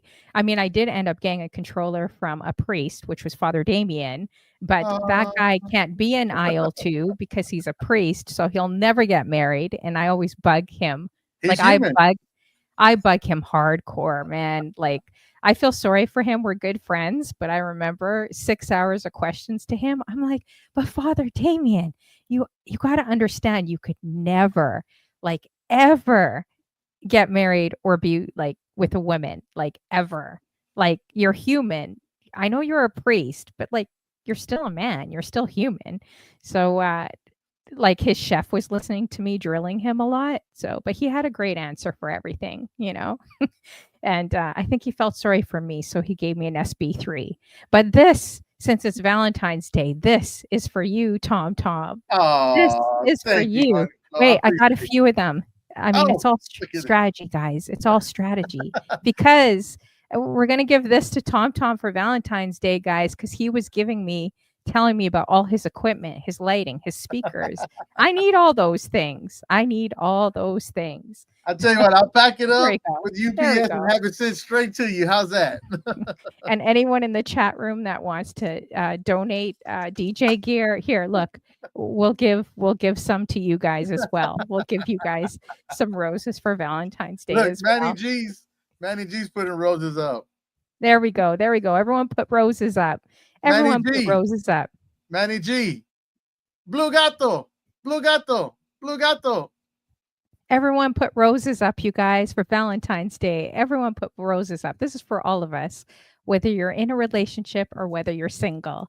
And Yes, since I'm so frugal, the dollar store, they come in handy. So if you're in a relationship, give your man dollar store items. They'll never know. They'll never know. never Speaking know. of Valentine's Day, have you ever okay, this is kind of off topic, but speaking of Valentine's Day, oh, whoops, I'm dropping these. These are like hard. These are hard as a rock and they won't break on you guys either. Anything you get from Dollar Tree, I think that you guys have Dollar Tree in the States. We have the Dollarama here in Canada. Anything you get from the dollar store, look at the chocolates, everything. They won't break on you. It like even, so I was going to ask you, have you ever had someone do really something nice for you on Valentine's Day or anything funny happen to you for Valentine's Um, Day or anything memorable or not really? I'm just curious as a guy if men get anything for Valentine's Day. It's usually the women. Actually, I had someone send me something. It was I was of course I wasn't expecting it, you know. And the person that sent this to me, and I'll show you right here. It's a little bracelet right here, Oh, sweet. leather. Nice. But you see those little rings right there? Yeah. Oh, They have let's both. see here. Here, go put it out to the camera. I'm gonna Oh, cool. Okay, so there's Let two me see if I rings. can turn it around.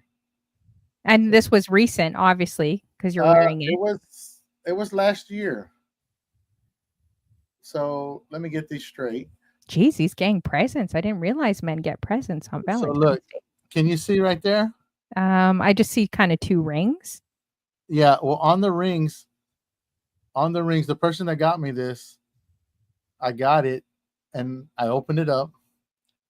So this one right here has this one has my son's name, and this one here has my daughter's name. Oh, that's really nice. And I Wow. thought I thought, oh my God, this is just so That's awesome, such a sweet gift. That's really, really and nice. it touched me. It really Mhm. did. I'm actually starting to tear up right now, just kind of, No, that's a very, very sweet gift. but Yeah. it was totally unexpected, and I was just like, oh wow, you know, and and to this day, I always keep it on me. It doesn't come off or anything. Yeah, that's You know, awesome. it That's a stays. great gift. That's actually a very thoughtful And that gift. was probably the well, not probably, but it was the best gift that I've gotten, Mhm. and through all Valentine's Day, because you got to understand, when I was younger, I never got Valentine's cards. And like when you're at school, you put your little bag on the chalkboard and, oh, my secret Valentine. I Yeah. never got that. I never got that. I got stuff like chewing gum wrappers that were in there, trash that people threw in there, I think guys appreciate it too, right, ladies? So make sure you give them some hearts and flowers as well. I mean, So we like that stuff too. Some guys won't admit it, yeah, they definitely won't admit it. but I remember giving someone I was in a relationship years ago, I gave him like he worked in a warehouse. I think this was like ages ago. He was from Virginia. So I thought it would be funny as a joke to get him like a big teddy bear and flowers and like something very feminine for him in the warehouse with all the guys, right? He was a forklift operator at that time. So I'm like, I'm going to send it to the warehouse and see his reaction because he's like a manly man, right? So he told me he was like trouncing around the entire warehouse, like, oh, look what she got me, look what she got me, and like showing off the teddy bear. I was like, what? That was kind of the reverse reaction I was expecting, like, because he's in a warehouse, and I figured the guys would start laughing at him. And he said honey he was flow, showing off that thing. I was like, oh, it kind of surprised me. honey flow, just because we're men Yeah. doesn't mean we doesn't have a feminine side. Oh, yeah, yeah. Yeah, I get that. I And then guess I just I didn't think that, like, men would appreciate, like, flowers or something, like, cute, like a woman, like, yeah, to be honest, I'm not, like, the best for Valentine's Day, I'll be honest, like, I was telling a funny story with DJ Tom Tom with my ex. Poor guy, bless his heart, loved him. He's such a great, amazing, person, and like one funny memory when we were talking about the show that I had of him was on Valentine's Day. I was like, whatever. I've had 2 breakups on Valentine's Day. I'm just not going to be into it. So when I was in this relationship, he came over, he like went all out. I'm talking like flowers, strawberry cheesecake, ice cream that I like, chocolates, like a nice card, like all this stuff. I was like, oh, great. I'm like, I only went to the dollar store and I got him like, I got him these heart-shaped cookies, um, you know, these heart-shaped cookies and like something cheap. It was just from the dollar store. And I didn't know what to do because I felt like a jerk. I was like, oh my gosh, this guy bought me all this stuff and I didn't buy him anything. What am I going to do? So I took out the box of cookies. I go, here, I got you something. And he's like, oh, thanks. And of course, the presentation looks good, kind of fancy. So I didn't know what else to say. So I'm like, well, eat them. Eat one. Eat one right now. He's like, now? You want me to eat this right now? I'm like, well, yeah, sure, eat it. So then he takes it out of the box and he like tries biting into the cookie and he couldn't bite into it because they're dollar store cookies. Like they're hard as a rock, right? So he's like, girlfriend, did you get this from the dollar store? He's like, you didn't get this from the dollar store, did you? Please tell me you did not get this from the dollar store. And then we started laughing like our heads off, like we were laughing hysterically. I'm like, yeah, sorry, I didn't realize you were going to get me anything. So I didn't really put too much thought into it. So he started laughing. He's like, girlfriend, you are so cheap. So bless his heart, he's in heaven. If you guys know the story, you know the story that have come to my show. So bless his heart. And that was just such a great memory for me because that was probably the last biggest memory that I had for Valentine's Day. And then he passed actually a couple weeks later. This was many, many years ago, but it's just such an incredible story between us. So when you were sharing that story with the woman in the car and her giving you the money, like that's such a beautiful story. It just makes me think like, that God is like truly present in our day-to-day, like special moments. You know what I mean? He Like definitely that is. story really encouraged me. That actually really encouraged me. I was like, wow. He definitely is, and there's people out there that like one thing, like when I'm driving for Uber, I let my riders know I don't talk politics and I don't talk about religion. Yeah. Because, that's going to upset somebody because they don't believe this or so-and-so this or so-and-so that. So, but other than that, it's pretty much whatever you want to talk about, Yeah. But I mean, God is definitely everywhere. There's no question about it. When I went down to Phoenix this past weekend, I got an invite from Marcelina 45 to go to her church, and Nice. it was very good.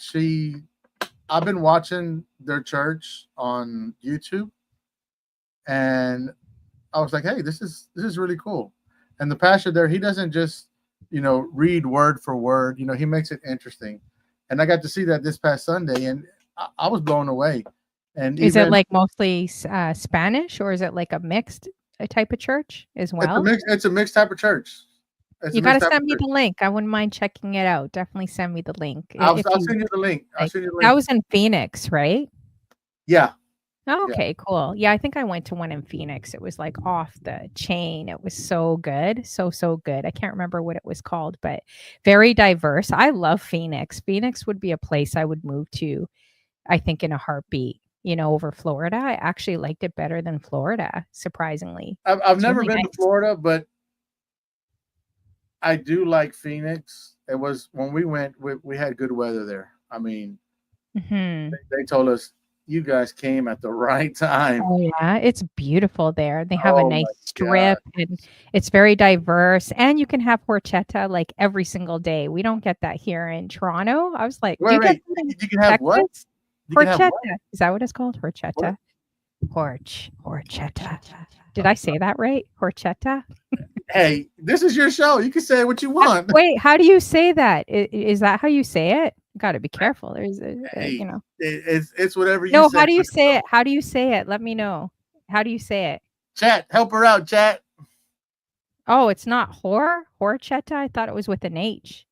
Oh, it's orchetta. Orchetta. How come I'm just finding this out? I thought it It's was with an H. it's horchata. Yeah, didn't I say that? Or Horchata. or Oh, I gotta or go. Horror. I gotta or roll my R. chata. Horror. Horror. I Or can't do it. like you Can't say do the it. or like to a I boat, the failed Spanish. Everyone was or laughing at chata. me. I'm like the fake Latina girl. Everyone laughs at me because I can't speak it very good. Oh, the H is silent. I didn't Yes, know it's that. horchata. And then There when you you go. ask for a Marcelina. small in Phoenix or Texas, they give you it. They give you this big, like it's massive. We're not used Everything's to those big in sizes. Texas. Everything is big in Texas. It is ridiculous out there. The food, $12 for a barbecue. The baked potato is like the size of the screen, guys. The mac and cheese, like they give you 3 plates of food. Like in Canada, you would never get that. You would never get that, you know? So Texas is pretty cool. Yeah. So So yes, that church was really good, and I actually got to talk to the pastor. His name is Roger, and I asked him. I said, would it be okay if I take this Bible with me? And he goes, yeah. Roger And sounds like a Canadian name. Roger, Bill, Bob, well, well, Bobby. I call him Zap and Roger. Oh, Zapp and So Roger. Does he so know yeah. who Zapp and Roger is? I don't know. He don't even know that I call him Zap and Roger, because if I did, who knows what'll happen. But he told me I could take the Bible home, and I said, "Well," I said, "Could you do me a favor?" And he goes, "Yeah, sure." I said, "Could you sign it for me?" He says, "Yeah." And he is just so down to earth. I mean, you would not believe this guy. I mean, he's just so down to earth, and he's like, "You're from Texas, right?" I said, "Yes, sir." And he goes, Mhm. "Yep, I can hear it in your voice." Oh, really? You could hear I can't really hear it in your voice So as mu I feel like you strike me as like, the Bay Area, like a Bay I don't know if it's being Mexican, I just feel like when you do your shows, I you can could fit in be the Bay Area, you could fit in look, LA, like I West can Coast. I can be what you want me to be. You don't have like a thick I can be Southern I accent. can be Mexican. I Uh-huh. can be DJ Honey Fro. You are my friend. I Oh, am no. telling you. I mean, I can go either way, Actually, that's a pretty good Indian accent. That's way or better than mine. I And can you either moved your head too, that's like how that. they talk like this, my friend. I'm telling you. Oh, Or I can do like, oh boy, it's DJ Honey Flow. what kinda accent? What was that? That was Mickey Mouse. Oh, it sounded like an old lady that smoked a few cigarette packs. It sounded like someone that was Okay, 80 let's years end old this. smoking cigarettes. Cut, cut. No, I'm kidding. Mickey? That sounds like a creepy Mickey, man. I don't know. Oh boy, it's me, Mickey Mouse. That does not sound like Mickey Mouse, does it? Chat, Were you chat. I have a feeling you were like one of those guys that like dresses up in mascot outfits and waves, on the road, I waves never at the did road that. at everyone. I can see you I've been doing asked to that, do that, but I've like never being a done that. chicken or doing something. What I've, about I've, like a Mexican Santa Claus? You could get away with doing that in Texas, you, can't you? you know, I will tell you about that. Here in Houston, there's a guy. They call him "Get off my phone." That's what Godfather says. So Godfather has a show, and he has a studio, and he has a radio station. It's called the Crack House. Well, he has the Uh-huh. crack line, and if you call in, he'll take your request. He'll talk to you, whatever, and he always says, "That's fine, so and so, but you know what? Get the hell off my phone." Oh man. So Oh that's what he wow. was referring to. But back to here in Houston, um, in the east side of Houston, there's a guy that dresses up. Are you familiar with what a zoot suit is? No. When you get a chance, Google that up. Okay. So there's a guy that walks around in a zoot suit. It's Uh-huh. white, and he says, or he goes by the name of Pancho Claus. He's Poncho Mexican, class. That's and cute. I like he goes and he actually gives out gifts to the needy kids, which is awesome. Yeah, He that's has, awesome. he has a lowrider. They see him Hmm. come down the street, and the kids start come running out, and they're just Pancho Claus, yay! I Hey, love look, that. Pancho Claus, and they're all about that, and it's so cool that Yeah, he gives back to the community, and that that's is so awesome. awesome. Now I'm curious, would you say there's like more Mexicans in Texas or in Arizona? Because I know in Arizona it was quite a few, right? And the restaurants and the food and like I loved it. It was awesome. And then when I went to Texas, I mean, I felt like I was Jenny from the block. I was like, oh wow, I wouldn't pass if you looked at me, I wouldn't pass as Mexican at all though, right? No, no, you wouldn't. No. So then what would you think? Would you think because I know they're all staring at me quite a bit. I was like, "Oh, I feel Well, like Jenny from the you block." have you have the Mexicans like myself that are dark colored. You got some that are Uh-huh. darker, and Yeah. you got some that are as light as you. So, like, first glance, no. Mhm. But like, if I were to start talking to you, and I hear that you have an accent or not an accent at all, then I can determine it right away. Boom, no. She's what they call bolia. What does Can, that mean? can you say that? Bolia? Bolia? Is that Yeah. white? I know what gringo is. That's Gringo. pretty much a white girl. Oh, Or a really? bolillo. A bolillo, which Interesting. is a white guy. Yeah, I definitely don't get that. I don't get that too often. I get Latina a lot out here, but maybe like, like a different like from just a different country, right? So I Yeah. get that a lot. And then in Mexico too, they're staring a lot. I'm like, why do they keep staring? Like, leave me Yeah. alone, M. Lewis, you do need to come visit Houston. We got a lot of Yes. things here. How you Lot doing, of M. things. Lewis? He's from the T dot. He's from Toronto. Yes, you got to visit. Houston was fun. I liked it. It was a ghost town though when I was driving at nighttime by Yeah. myself, like downtown. Something just told me go back to the hotel. Like don't be wandering. Like just something in my gut. Normally I don't do that because I'm very adventurous. I'm like, oh, let me check out a restaurant. But there was no one. There was not one person downtown. So I Yeah. was like, this is kind of eerie. Maybe I should head back to the hotel. I'll tell Um, you, let me interrupt you real quick. I'll tell you a fun fact about Houston, which is mhm, too cool. So, and I believe it starts, I think next week. I think it is. Yeah, I think it's next week. So, here in Houston, we have the biggest rodeo in the nation. It lasts a month long. Of course, they have like your barrel racing, your chuck wagon racing, and all the little stuff that they normally have. But what's different about this is that on Thursday, Friday, Saturday, and Sundays, they have concerts, mhm.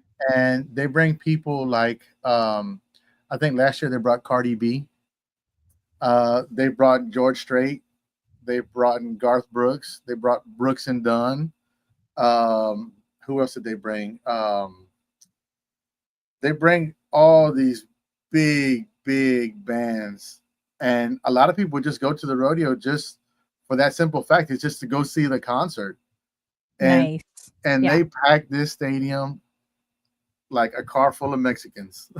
Now, do people like mix like different ethnicities in Texas, or is it like still pretty segregated? Because when I went to Texas, I was actually very surprised how multicultural it was. Because what I see on TV, what we see on the Canadian side, we see a different perspective. We don't really see, like, I was actually very surprised how diverse Texas was, to me, because it wasn't what I was expecting. Because we kind of see the opposite like on in the Yeah, media. So is it did like different cultures really mix it's or is it still yes, more yes, separated or no, segregated? no. No? It is very diverse, very diverse. So it wouldn't be odd like dating someone from like a different ethnicity or No, different no, culture? No? no, Okay. no. I've heard mixed reviews with Texas. And I then don't know. food. Oh my God, you can find any kind of food. Any kind of food. You want Spanish or Mexican food? There's Mexican food. You want Puerto Mhm. Rican? Puerto Rican. You want Chinese? You want this? You want that? Chances are we have it. We And the definitely food is cheap out there too. Oh, $12 for a big barbecue. Get 3 plates, mac and cheese, baked potato fully loaded, ribs that are hanging off your plate. They're like 2 of our screens. Like I yeah, couldn't believe it. How yeah. much food it was. It's crazy. Gas is I think it's like $2.46 a gallon here. But isn't it's so crazy hot, like the heat It's not there? that it's not that it's hot, it's that we have humidity. Yeah, because in the summer, everyone was walking slow. They were sauntering. I saw Uh-huh. animals walking by. They were just chilling. Daniel's barbecue. See, DJ Manny G knows what's up. Oh, Daniel Barbecue. I gotta check I that out. I brought him over here Oh, and cute too. because he actually can't come help me out with my OBS ordeal. And I told him, look, I said, before we get started, I said, let's go take lunch. And he's like, okay. So I took him to a little place called Daniel's Barbecue. And Hmm. he's like, what's good here? And I was like, Manny, everything in here is good. And he's like, really? I said, yeah. I said, have you had boudin? You know what boudin is? No, what is that? I don't know what No. that is. No, So it's kind of Buddha, boudin. Boudin. Yeah. Oh, So okay. it's kind of like a dirty rice wrapped in Oh, a I, casing for a I thought you sausage. were gonna say a dirty rat. I was like, what? No. A dirty rat? I mean, I heard in California they're feeding someone tacos with like a cow head and something else in it. And no, Well, thank you you. can find that here. Nah, I can't. Cabeza, lengua, Oh, cow's head, that's what cow's it tongue, is. Lengua? Is that what it lengua, is? tongue, Man, I was drinking horchata. I say horchata. Horchata. I was drinking that horchata. like I was drinking that every day like water in Phoenix. And my friends are like, "You're gonna get fat, girlfriend. Like, stop drinking that every day." I'm like, "It's But it's so so good. good. It's so good."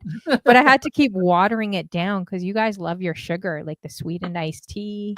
I had to keep watering, putting like Yeah. half a thing of water in it because we're not used to. You guys got So to come up to Canada. sweet tea, there's about this much sugar and about that much tea. Oh, yeah, I was on a cruise. These kids took the I couldn't believe it. They took the cap off the sugar. First, they're going shh like that with the sugar, and then this kid pulled off the cap and started it's like no wonder why diabetes and all this stuff. I'm like, "Guys, like we can't be having this much sugar, especially at our age. Jeez." you know, and we have the comfort food, of course, Oh, yeah. The you mac know, and cheese or the soul food, yes, right? Oh, the oxtails, fried ham chicken. hocks, collard greens, stuff like that. Oh, man. But you don't eat that every day, though. No, no, no. So do you cook then? Quite a Yeah, bit? Not I really? do. Not like I should, but I do. I do. Yeah. So my mom taught me how to cook, how to sew, how to Mhm. clean, how to iron clothes, how to wash clothes, how to sew clothes. Wow. So this is why, guys, we planned a wedding, going back to that. I don't think we finished the story. We got off So track just a little bit. exactly. So DJ Tom Tom, we planned a wedding in my chat, a spontaneous wedding that night. I was like, okay, well, it's on. He's the only one that volunteered being a groom of mine. We had Father Damien, which is a priest, and he's a house DJ on Twitch. So he volunteered to be the priest. We had the flower girl, this girl, Xtina. We had She was somebody who was my going to mod. cater it. She Somebody that volunteered to do that. Yeah, who was the caterer? I I can't don't remember. remember. I don't remember So who it then was. I told everyone, listen, if we get a wedding going on Twitch, I will wear a purple dress, wedding dress with the Twitch logo right And we here. would stream it. And we would stream it. We would stream it online. Actually, that was a fun night. It was kind of hilarious just planning it all out. And then I'm like, look it. And then DJ Tom Tom was showing me all his DJ gear. I was like, look at all his DJ gear, guys. I'll be getting that. But then we were kind of fighting like who's gonna do the slow jam? Like who's gonna do the playlist for the wedding? Is it gonna be Tom Tom or is it gonna be me? So, anyways, yeah, that was fun. Yeah, it Oh, was. It it's was just fun. like don't press yourself. And it was I know. and it was so funny because at the time the chat was like, "Oh my god, y'all are getting married for real?" Yeah, And, some people thought that we were for real. They're just like, yeah. Oh my gosh, honey Flo, you would use someone for their equipment? I'm Yeah, like, it was "Yes. it was Yes, wild. I would. Yes, I would." It was wild, and they're like, But they actually "Oh," believed me, which yeah, was kind of funny. I'm like, "What do and you they're like, think I "Oh, am? I'm not a congrats, Honey user." Flo and Tom Tom, congrats!" And I was like, "Yeah." So then every time Tom Tom would come in the room, he'd be like, "Hey, honey," he's like, "Honey, where are we going? Where are we going after?" Or like if another man would try to pursue me, he'd be like, back off, buddy. Like I'm the groom, you know? I'm Like like, it was "That's so my funny. wife you're talking to," and they're like, Yeah. "Oh, sorry." I'm like, "I'm just joking."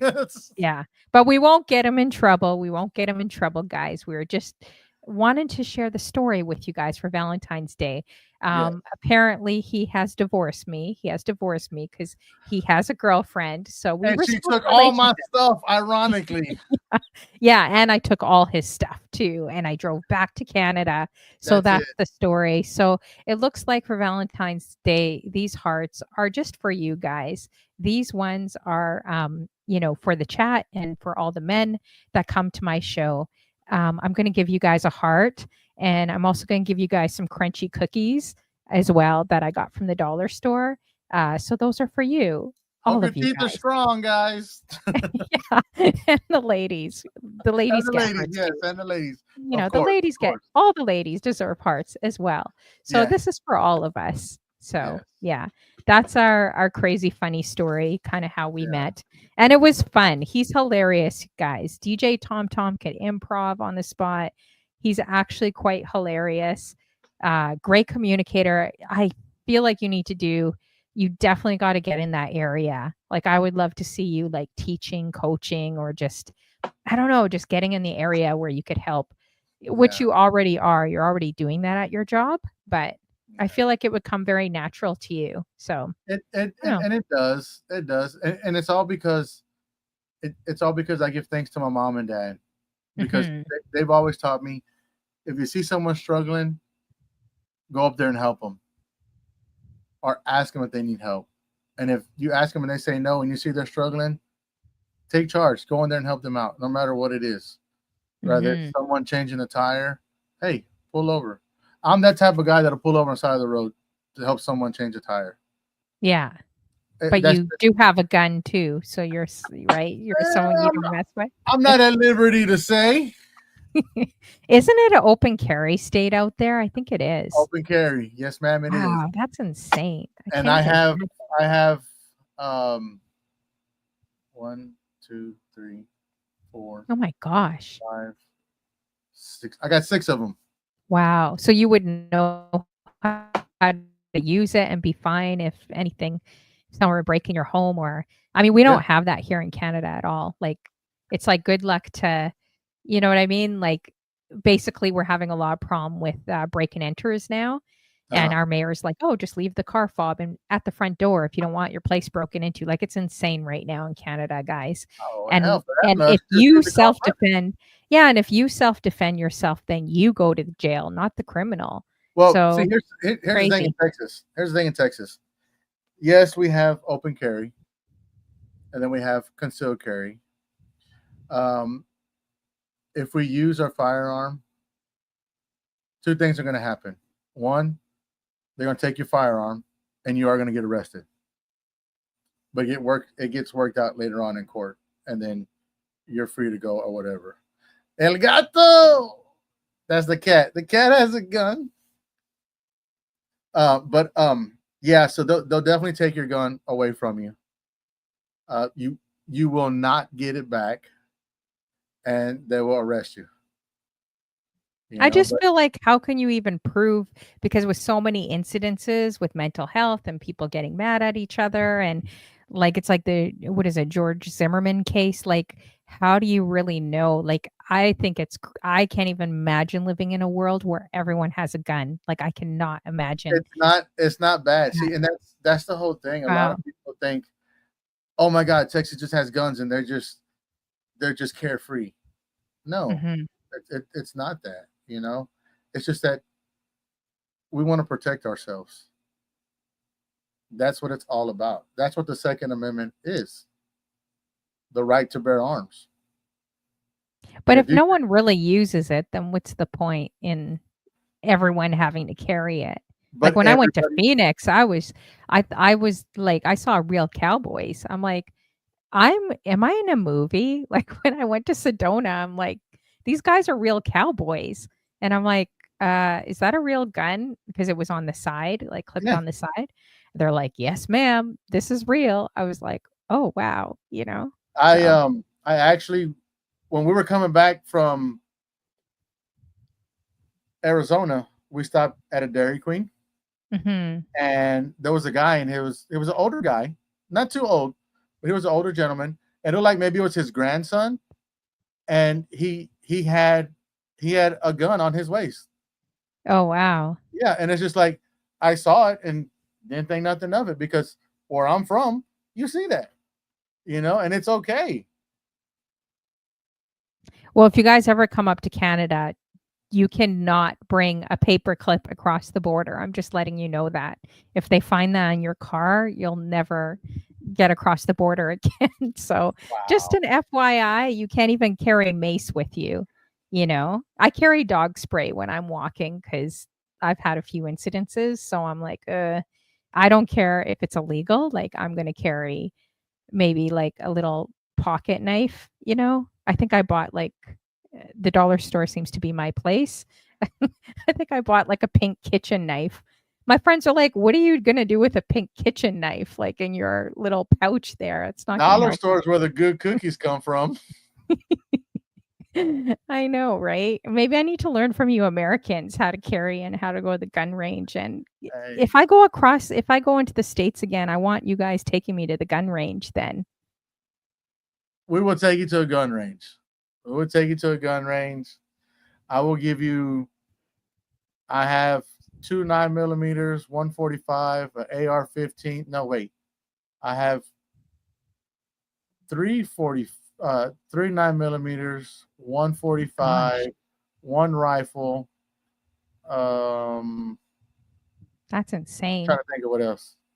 And I, you've never been I arrested can or no, anything.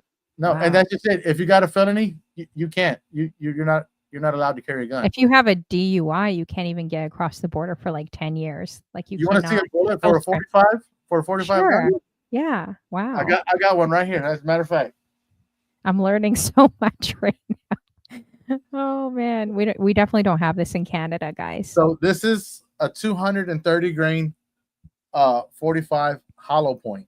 Mhm. So hollow point means the tip of it has a hole. So whenever it penetrates, it's just going to open up and cause damage. Period. Wow. The hole will That's be this. crazy. The entrance hole will be this big. The exit hole will be that big. So this is how big it is. Wow, that's huge. That's crazy. And look, just to give I you a don't know. reference, look at that. That's to about my first knuckle from the tip of my finger. Wow. Well, hopefully you don't have to ever use it. And then look, there's the hollow point right there. You should do a raid train, bullets and beats. Bullets and Or yeah, hey, or Hot Wheels and oh Hot Wheels. wait, I think that was Blade's Truth's idea. I can't take her idea. I forgot. I think she said bullets and beats or something. She's a Hot gamer. Wheels and hits. Oh yeah, yeah, do that. See? But yeah, that's what a 45 bullet looks like. And everyone has to get a Hot Wheel and show off their favorite Hot Wheel. And anyone that has bullets will see who was in the pen or who was arrested by, you know, we could tell them they could pull out their gun collection on Twitch so we could see the true criminals. I could probably pull one out, but I don't know what's gonna happen with the Oh channel. yeah, maybe not, just in case. Yeah, Show me another time though. I'd love to see a picture. Take a picture and send it to me. yeah. Oh, guns and runs, guns and on the run. There you Yeah. go, guns and runs. Wow. Oh, Winford says, Tom Tom, do you make your own bullets? Yeah, if you guys have any questions, drop them in the chat. We Yes. kind of went far from teaching today, that's for sure. Well, Wow. it's like life. I You feel like start. I could just have any organic conversation with you because you're cool. So I feel like It's like life. You start one section yeah. before you know it, you're I haven't even gone to any of my DJ rarely questions either. But it's so interesting though. It is cool. so Yeah. about the bullets, Winver. I don't make them. Um, it's a lengthy process for you to Hmm. buy the equipment that you need. The showcasings, they're fairly cheap. It's just the press that you need and the cartridge that you need, and it's just easier to go down to the local sporting goods store and say, "Hey, I need a box of 45 ammo, 230 grain, or I need a 5.56 55 grain," or it's just easier that way. It's just a Hmm. lot easier that way. Yeah, for sure. Yeah, it's interesting. So, I know, wow, I can't believe it's already been over oh no, it's been exactly 2 hours, I think, because we started later. Do you have a little bit more time? Yeah, I got I time. want, okay, I want to jump into definitely your Twitch story for them. So, how did you kind of land on Twitch? When did it happen? And what was kind of the story there for just So deciding to stream? I'll tell you how I landed on Twitch. Do you know DJ Santos? Yes. Okay. I know DJ Santos through Periscope, as well as Filipino. I know him through Periscope as well. Well, back then in the Periscope days, they had this button that you can push, and it would so-called teleport you to a stream. Well, I did that one day and ended up in DJ Santos. I happened to be the first one there, and I liked what he was playing, so I hit follow. I followed him, and then when Periscope started, declining and everything, he started saying, "Hey, there's this app called Twitch. I'm gonna be going to Twitch," and I'm like, "Hey, I'll follow you. I like your music. I love your music. I love your vibe. It's great, you know." And I followed him, and after I don't know how many months, he kept telling me, Tom, you need to get on Twitch. You need to stream. People need to see you. I'm like, Santos, nobody wants to see me, bro. I said, But come on. why would you think that though? Why do you say that? Well, I'll tell you why. Mhm. I'll tell you why. Because I see other DJs on Twitch that are far more versatile and far, far better. I'll give you a good example. Godfather of Love. He's in the stream. If you go to, well, not if you go, but do me a favor, guys, chat, click on Godfather's name and follow him, because I will tell you what, he will take you through literally a journey of music. His his transitions are just as smooth as silk. I mean, there's just no ifs, ands, or buts about it. He's a cool, laid back guy. He is just, I hear him and it's just like, wow, you know. I hear other DJs and it's like, wow, these guys are good. It's like, why are they even on Twitch? Shouldn't you be working at a radio station or UFC or something like that, or be on tour with one of these groups that's what they do for a living? Mhm. Godfather is one of them DJs that you Nice. would you would listen to him and you would just be like, what is this guy doing on Twitch? He doesn't belong here. And if you want slow jams, he'll slow it down for you. And I promise you, by the time you get done with his stream, you'll be in love with the music he played. Mhm. Yeah, there you go, Purple Stars. You can call him for a live shout out. Remember I was saying you earlier about the crack line? Yes, the crack That's it line. Yeah. right there. You can call him, and the number works. It's a real working number, and he'll answer the phone. Hey, this is Crack Line. Godfather Love, talk to me. But you it's not know? just, I hear what you're saying, because sometimes you look and you're like, "Whoa, like, if I had that skill, I'd be entering in every DJ battle competition possible." That's why I push a lot of the ladies, because I can't do it yet, but when I look at them, I'm like, "Oh, man, I wish, like, I was there," right? But I think this whole world can be kind of a bit of a comparison world, even if you try not to compare. So I think it's good that you also know that you it's not just DJing, right? And you're an amazing DJ. I've seen your shows. I'm like, wow, he's like far better than, he blows me out of the ballpark, right?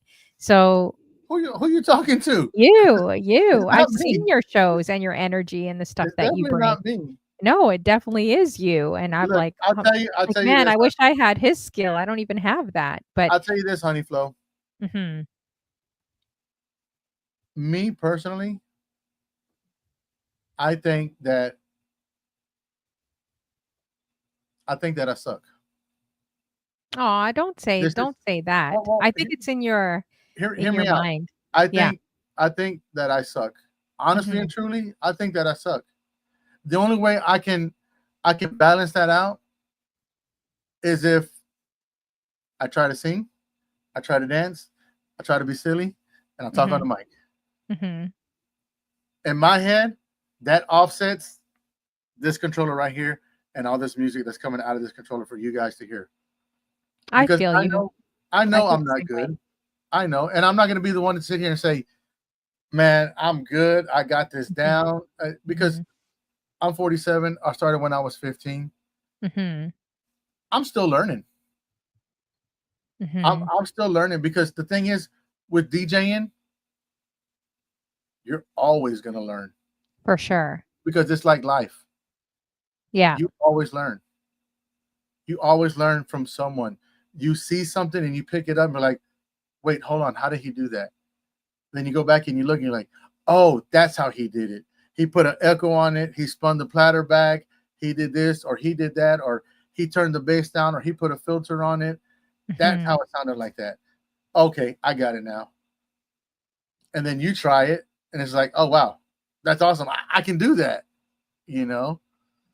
And it's But do like, you know, if you flip it, do you know how many DJs that can't MC, they can't host, they're not great at communicating with the chat. They just stick to the music and that's it and zone out, which is great. That's fine. But I feel like, I've interviewed, I think over, it's probably going to 350 people now. It's been a lot of people in the last 5 years. And I notice a common denominator between all of us. It doesn't matter if you have millions. It doesn't matter if you're like the hot girl and you're out there and you're looking good and you're like a TV host. I mean, I've interviewed so many people, big streamers, medium sized, small streamers, and one thing that I see in common is we every single one has felt insecure at some point. Like everyone has said, "Oh, yeah, I'm not that." Even the musical geniuses, well, the right? thing Like is, that say, "Oh, I never thought I was that great," or it's like we all get in our head a little bit too much because I think we could be perfectionists as streamers in but this, and it's as kind of DJs. like, I'm sorry, go ahead. Yeah, so I'm just saying that it doesn't matter how big you are, how much of a following you have. Like, it's interesting because we're so human. It doesn't matter what culture you are, how old you are, what country you're from, city you're from. Yeah. It's like interviewing people from the UK, from the States, from Canada, like Caribbean, all these places. I just notice a common denominator that we're actually a lot more alike, even if we don't even present it that way or we're very overly confident in front of the camera. Listening to people, I realize in their stories, we're a lot more human and a lot more alike than we Yeah, oh, actually think, definitely, right? definitely. And it's like, And that goes with your insecurities and your accomplishments. You could have all these accolades. I've interviewed people that have opened up for Obama. Like that's insane, right? But yeah. or they've been in Janelle Monae's house mansion, getting their selling their Heck, vinyls, right? today, So, this past weekend when I was in Phoenix, Arizona, we mhm. got to me, or myself, Manny G's wife, Maria, and Marcelina 45.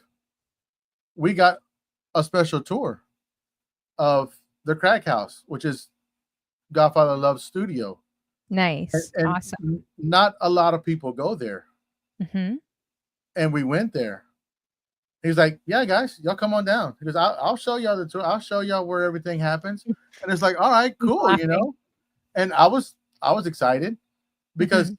I was excited because I get to see I get to see a gentleman who knows the ins and outs of DJing, Mhm. who knows what he's doing, I even sat there and asked him questions like, Godfather, how is it that you took this song from this BPM to this BPM and you could not tell the transition? And he's like, oh, well, it's like this.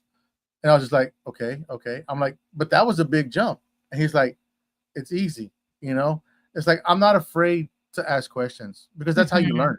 Exactly. But the Yeah. simple fact of being in the same presence of Godfather, because a lot of people don't know Godfather has done a heck of a lot for his community. Mhm. I only found out recently, maybe about 2 weeks ago, because he got interviewed on YouTube, and I forgot who it was. I gotta Godfather, check remind them me out. who it was. I gotta check them out. Definitely more too. Oh, Mhm. if you interview somebody, him. That's the man right Mhm. there.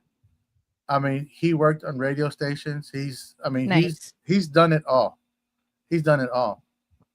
So it was really my honor of being there, and just he goes, I got to stream for an hour. I was like, hey, do your thing, you know? Mhm. And I sat back and all I was doing was watching because I looked at it as, okay, class is in session, pay attention to what he does. And I tried and I couldn't. But I Mhm. got to see him do his thing. That was far better than anything that I've ever seen. A gentleman of that caliber to do what he does to music, it's just phenomenal. There's Mhm. no question about it. So yes, Godfather, my hat's off to you, buddy. Definitely. You do your Mhm. thing and you do it well. Mhm. I was so excited, you know. Yeah, for sure. But yeah, But I think it's also changing our language, which can be hard, like, when especially when you look at someone else and you're like, "Ah, man, I'm not as good," and I've said that. I've been guilty of that 100%. But I'm trying. It's gonna take me a bit of time, guys, but I'm trying to just say, "Hey, look at the strengths that I have," right?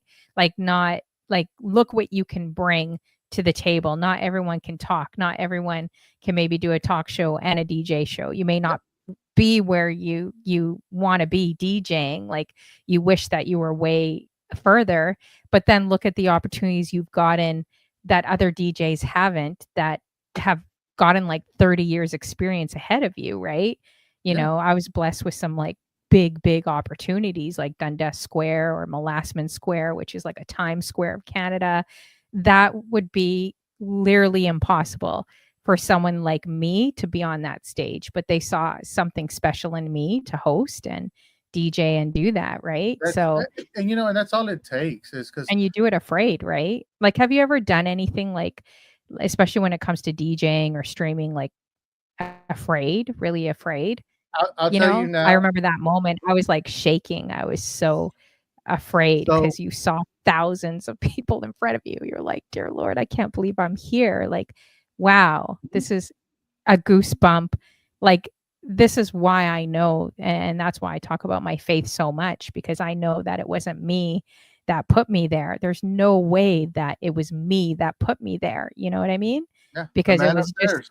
yeah, like, it was literally like a prayer, guys, I'll just say, on the street level. It was 3 weeks prior to Dundas Square, and I was looking up at that stage, and I'm just like, "Man, I would love to be here, God." Like, I would just if I had someone give me that opportunity, if I just had someone that would just see something in me. Toronto's such a hard place to, like, even break out or break through, or people working together in entertainment. It's such a tough place, right? So I Mhm. remember saying a prayer on that street, and I'll never forget that, on that street level. And I started visualizing myself on the stage. And I said, if I was on that stage, I would shout out that double decker tour bus sitting in front of H&M, which is impossible because your mic can't go that far. Right. So it was just a funny feeling that I had to make people laugh, that I would get the tour bus driver standing up. I would get everyone on the upper deck and the lower deck like dancing and laughing. And sure enough, I got a call 3 weeks later saying, "Hey, we think you would be perfect for this job. Can you do a 12-hour day? Can you host? Can you interact with the crowd? Can you DJ?" I was like, "What?" Like, that's insane, right?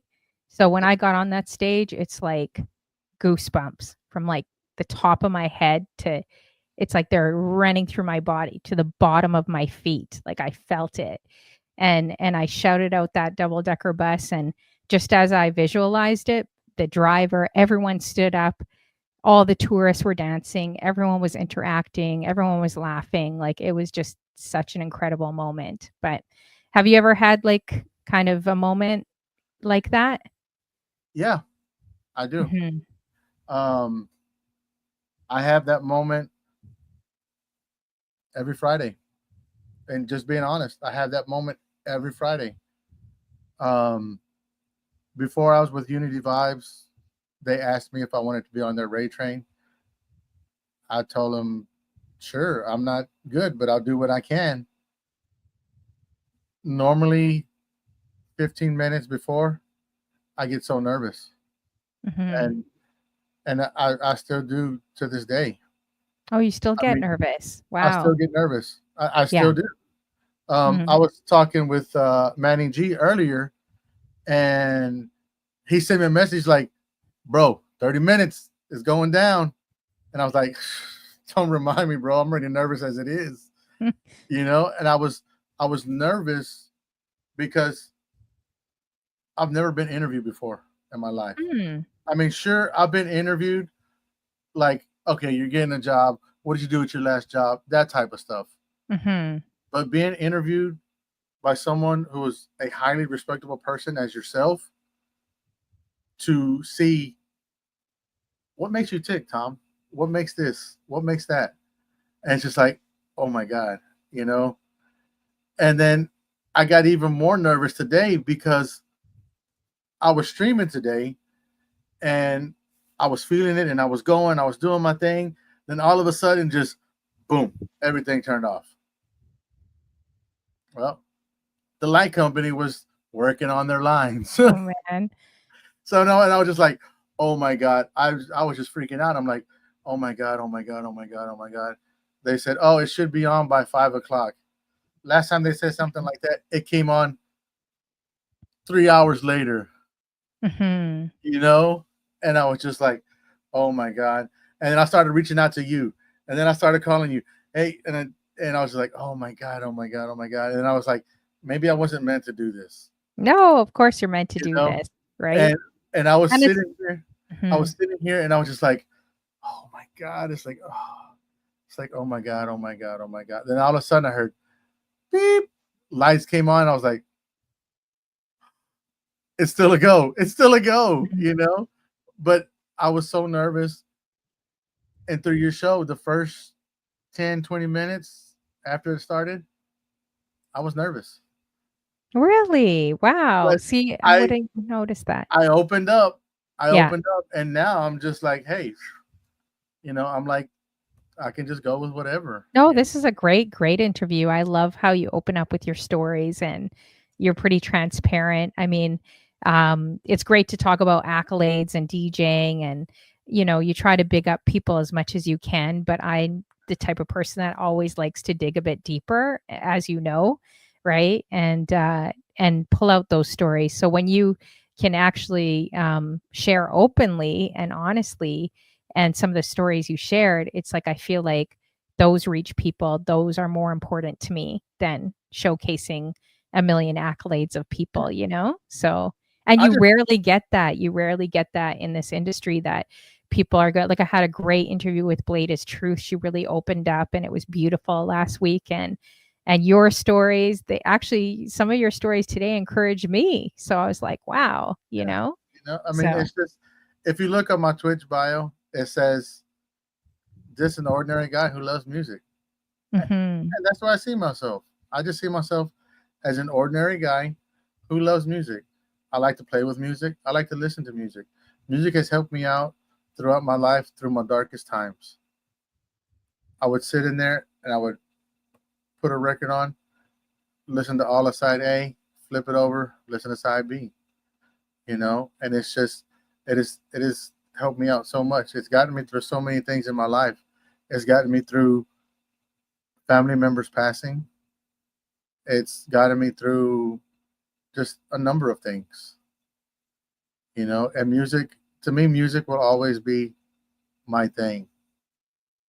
It just will, because I mean, think about it. As a little kid, the first song we learn is our ABCs. Hmm. That's how important music is. So true. Yeah. You know, I that's think DJs should be, I know this is going to sound crazy, and it may sound crazy to other people that were essential workers like nurses and firefighters and all the people that, and salute, people in the police yes, department, like definitely. salute to all of them, people in the army, just so many people that have jobs and that push during the pandemic. But I was thinking about it, and yeah, for sure. Doesn't he Hats have off. like a perfectly bald, look how, it's like I feel like you just shaved it right before the interview. Look how perfect that is. Look You at know that. what? I actually did. Oh, did you? Yeah. Yes. Do you actually use a razor it's Uh, so I perfect. use it. I use an electric shaver. Oh, I use an okay. electric It looks shaver. like you actually use like, one of those Italian, like the Italian guys, you see them in barbershops where they use the actual razor. It's so fascinating. But anyways, yeah. I shave with one of Uh, those as well. oh Here, wow. I shave it with a straight razor. Yeah, I think that's what it is. How you doing, Mariposa? Ooh, watching minimize me on the TV plays. But yeah, I kind of Come on thought, in. but I kind of thought, DJs should have been essential workers because I feel like we get very underestimated for what we do, but I feel like there's so many people even on our little Twitch shows or whatever you call it. Like there's so many people that we've actually helped through our stories, our laughter, our music. I remember during the pandemic, there was a nurse and some doctors in the chat, and they're like, "Oh, you're helping us get through the ER." Like it was a really, really bad night, for us, and then people passing away. Uh, there's just been so many people that have passed away that have come through my chat room, that have worked on my show, that I've interviewed. So I just think, yeah, music is special, in this community on Twitch is really, really special. And I And don't think a lot of people may get it on the outside, your friends, your family, or they don't see all you do because they're just like, "Oh, you're just a DJ, right?" all Or, you "What are do you is doing?" push buttons. Yeah, like they don't really see the impact, like all the fundraisers we've done, all the impact, like just helping my other moderator, Kent, Mister, that just lost his house Yes. in the LA fire, doing that, or Steph One Love, trying to raise funds for her funeral, for her family, like so many things, autism, Skid Row, homelessness, like the list has gone on in the past 5 years. And it's not to big us up and say, "Oh, hey, look at us." It's I just want people to understand how special, when you underestimate an app, or you underestimate or just judge someone by what they do, but you don't Mhm. really know the impact, but you're just like, "Oh, like I please, can't. like how much I money do you actually make?" And I've can't. gotten that a lot. I've gotten that a lot since I I can't. started I can't staying tell in full you. time. No, no, you're good. You're good. I should be apologizing to you. Um, I can't tell you how many times I have did gigs for like the local YMCA, Mhm. and they're like, "How much are you going to charge us?" I said nothing. They're like, "What?" I said, "I'm not charging nothing." I said because it's for the kids. It gets them out of the streets for a few hours, 5 hours, or whatever. Because again, if I can give back, I will. I will Mhm. definitely give back. You know, I've done I've done benefits where somebody's, family member passed away, and I would tell them, "Hey, you need music? Give me a call. I got you." They're like, Mhm. "Well, we don't have. Don't worry about the money. Don't worry about the money. I'm not asking for money. I'm I not." know you're not, because you seem like a very, very generous person, but also money can be used, like, having resources, because you're giving up so much of your time. I think you have to pick and choose, because we've done a lot on here where you could end up in a major deficit Yeah, over the you, last you 5 can, years, which and, I and you definitely have. definitely can. You definitely But can. I think it's still important to also know your worth, and you should, I mean, it's nothing for them, the YMCA and all these places you work for, schools, they get grants, they get money coming in, they get a budget that if it's not going to you, you best believe it's going somewhere else, You know for the what? day. And here's the thing. I'm totally Mhm. fine with that, Honey Flow. But I then am. you can use that resource to build for more events that you wanna do, right? Where you I could pick and choose as I well, right? use I use that simply as practice. True. You So have enough practice. so not You're everything is way better than a lot of us. Come on, I've seen you. so not I've everything seen you. You already know what you're doing. Stop being I so humble. I don't. I don't. I I really feel like don't. I need to be your road manager or hit you over the head with one of these Yes, with the heart. rock hard Bam. boots. Hit you over the head and be your road manager. So Come I've on. always I've always Mods, been talk to him too. Talk to him too, because I feel like you should get some form of payment because it is a lot of work. But pick and choose if you want to. I mean, because I do a lot of things for free too, but Honey this Flow. is my full-time business. I can't do everything for free, Honey right? Flow. Yeah. Payment is not always about money. True. Yeah, I'll be honest definitely. with you. I am rich. Mhm. I am rich. Financially, I'm not. Mhm. Spiritually, I'm rich. Yeah, People I don't get love that. that. People I don't love people that. don't get that because Mhm. all they think about is money. I need True. money. Mhm. I'm not rich financially. Spiritually, Mhm. I'm rich. And that's all I there is love to that. it, No, I love that. That's awesome. No, you that's know? true. I And definitely it's like agree. and it's like I've always I've always put others before me, no matter what it is. No matter what it is. I just wanna make sure you're not taken advantage of because you're a good guy, You know what? and you also you're deserving of, what others are getting too, right? But So you I know what? just wanna make sure that that doesn't happen. That's kind I'm of I'm where I'm okay with coming that. from. I'm okay with Mhm. that. I'm okay with taking 'Cause care of others. people will take advantage. You know Mhm. that But in you know this what? industry, like, people do it all the time, right? Here's the funny Especially to nice people. To nice here's people, they definitely here's the do. funny thing about that. Mhm. Yes, people are gonna take advantage of you. Funny thing is, I'm doing that in my heart. And guess what? Guess who sees that? Yeah, he does, for sure. That man up there. So when I pass and I'm no longer here on this earth, I can Mhm. tell you where I'm going. I can tell you where I'm gonna be. Because just like Godfather said, expect nothing in return. Mhm.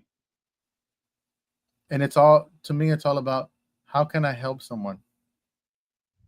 Yeah, How not can I from be charities. I guess it's just like if you're doing too many free things, it can, it's um exposure. like if you're It's doing ex- too many, because after 20 years, I have people coming to me, "Oh, well, you can get exposure or you could be on a stage," and I don't care about that or following or exposure or it's like, it's like you're willing to pay a man in this industry, but you're not willing to pay me. You're just like, "Well, just spend 2 hours driving there and 2 hours back and yeah, rent speakers, bring all your heavy equipment, and do a 10-hour day for free." I'm like, yeah. "No, that's." You But know, it depends what charity, right? If it's something, yeah, something like that. Mhm. Something like that, like a 10-hour day, that's different. Yeah. If it's Yeah. like 4 hours, 5 hours tops, Mhm. hey, it's on me. I got you. Don't worry about it. Because at the end of the day, I go on this thing with a good heart. For sure. I Yeah. leave the place with a good heart. And like I said, I know that when I'm no longer here on this earth, I know where I'm going. I know where I'm going to be.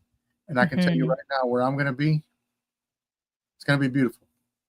Oh, yeah. No I question This about place is just a vacation place, guys. That's one thing I'm it. This is learning, that this is a this temporary stop. place is so temporary that I'm not even living for this place anymore. It's Yeah. like I'd be happy if I get one toe in the door, but it does say to do things in secret, like you don't have to, because when you do things in charity and help people in front of people, that's your reward. That's your reward. It's having other people here on earth like It doesn't. clapping for you, right? But it says to really do things kind of, and I'm trying to learn that too, to do things in secret, because then your father in heaven will openly reward you when you see him face to face, he will openly reward you.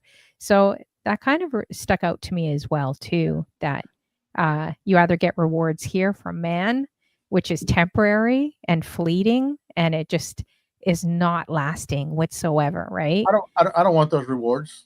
Yeah, I definitely don't want. Because at the end of the day, Yeah. it means nothing to nobody.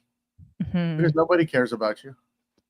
So true. Like, look at all the Grammys. Like, if you've I recommend going to the, Music Hall of Fame, like, in Ohio, Cleveland. If you're a music lover, it is amazing. But when you go through that, I'm a deep thinker too, so when you go through that museum, all you see is all these people that passed away, Elvis Presley, like, people from the 1900s of gospel music originating, like, and then evolving into rock and pop and all this other stuff, right? But you see all their costumes, you see their life, you see the lyrics they wrote in hotel rooms, like Prince. You see it all posted there, right? And it's kind of sad. It made me look around and think, man, these people like had riches, they had Grammys, they had gold, they had everything here that like are on earth that can fulfill them. But it's like you kind of wonder, like, sometimes I kind of wondered, like, where are they now? You know what I mean? Because not everyone goes there, right? No, Like, not everyone goes there, yeah, and it kind of thinks you could have all these earthly riches, but then you're soon forgotten 20, 30, 40. How many people are going to remember Elvis Presley? Even Michael Jackson, I wonder, in the next 20, 30 years, how many people are going to remember him? Whitney Houston. And it's just insane to think, you All that know? means nothing at the end of the day. Yeah, and then you're by yourself, like Prince, like in an elevator, and just you just pass away, and it's just like done. That's it. And Yeah. the billions of dollars, like, your family's now fighting over it. Like, it means nothing. Like, nothing here means. Nothing at Yeah. all.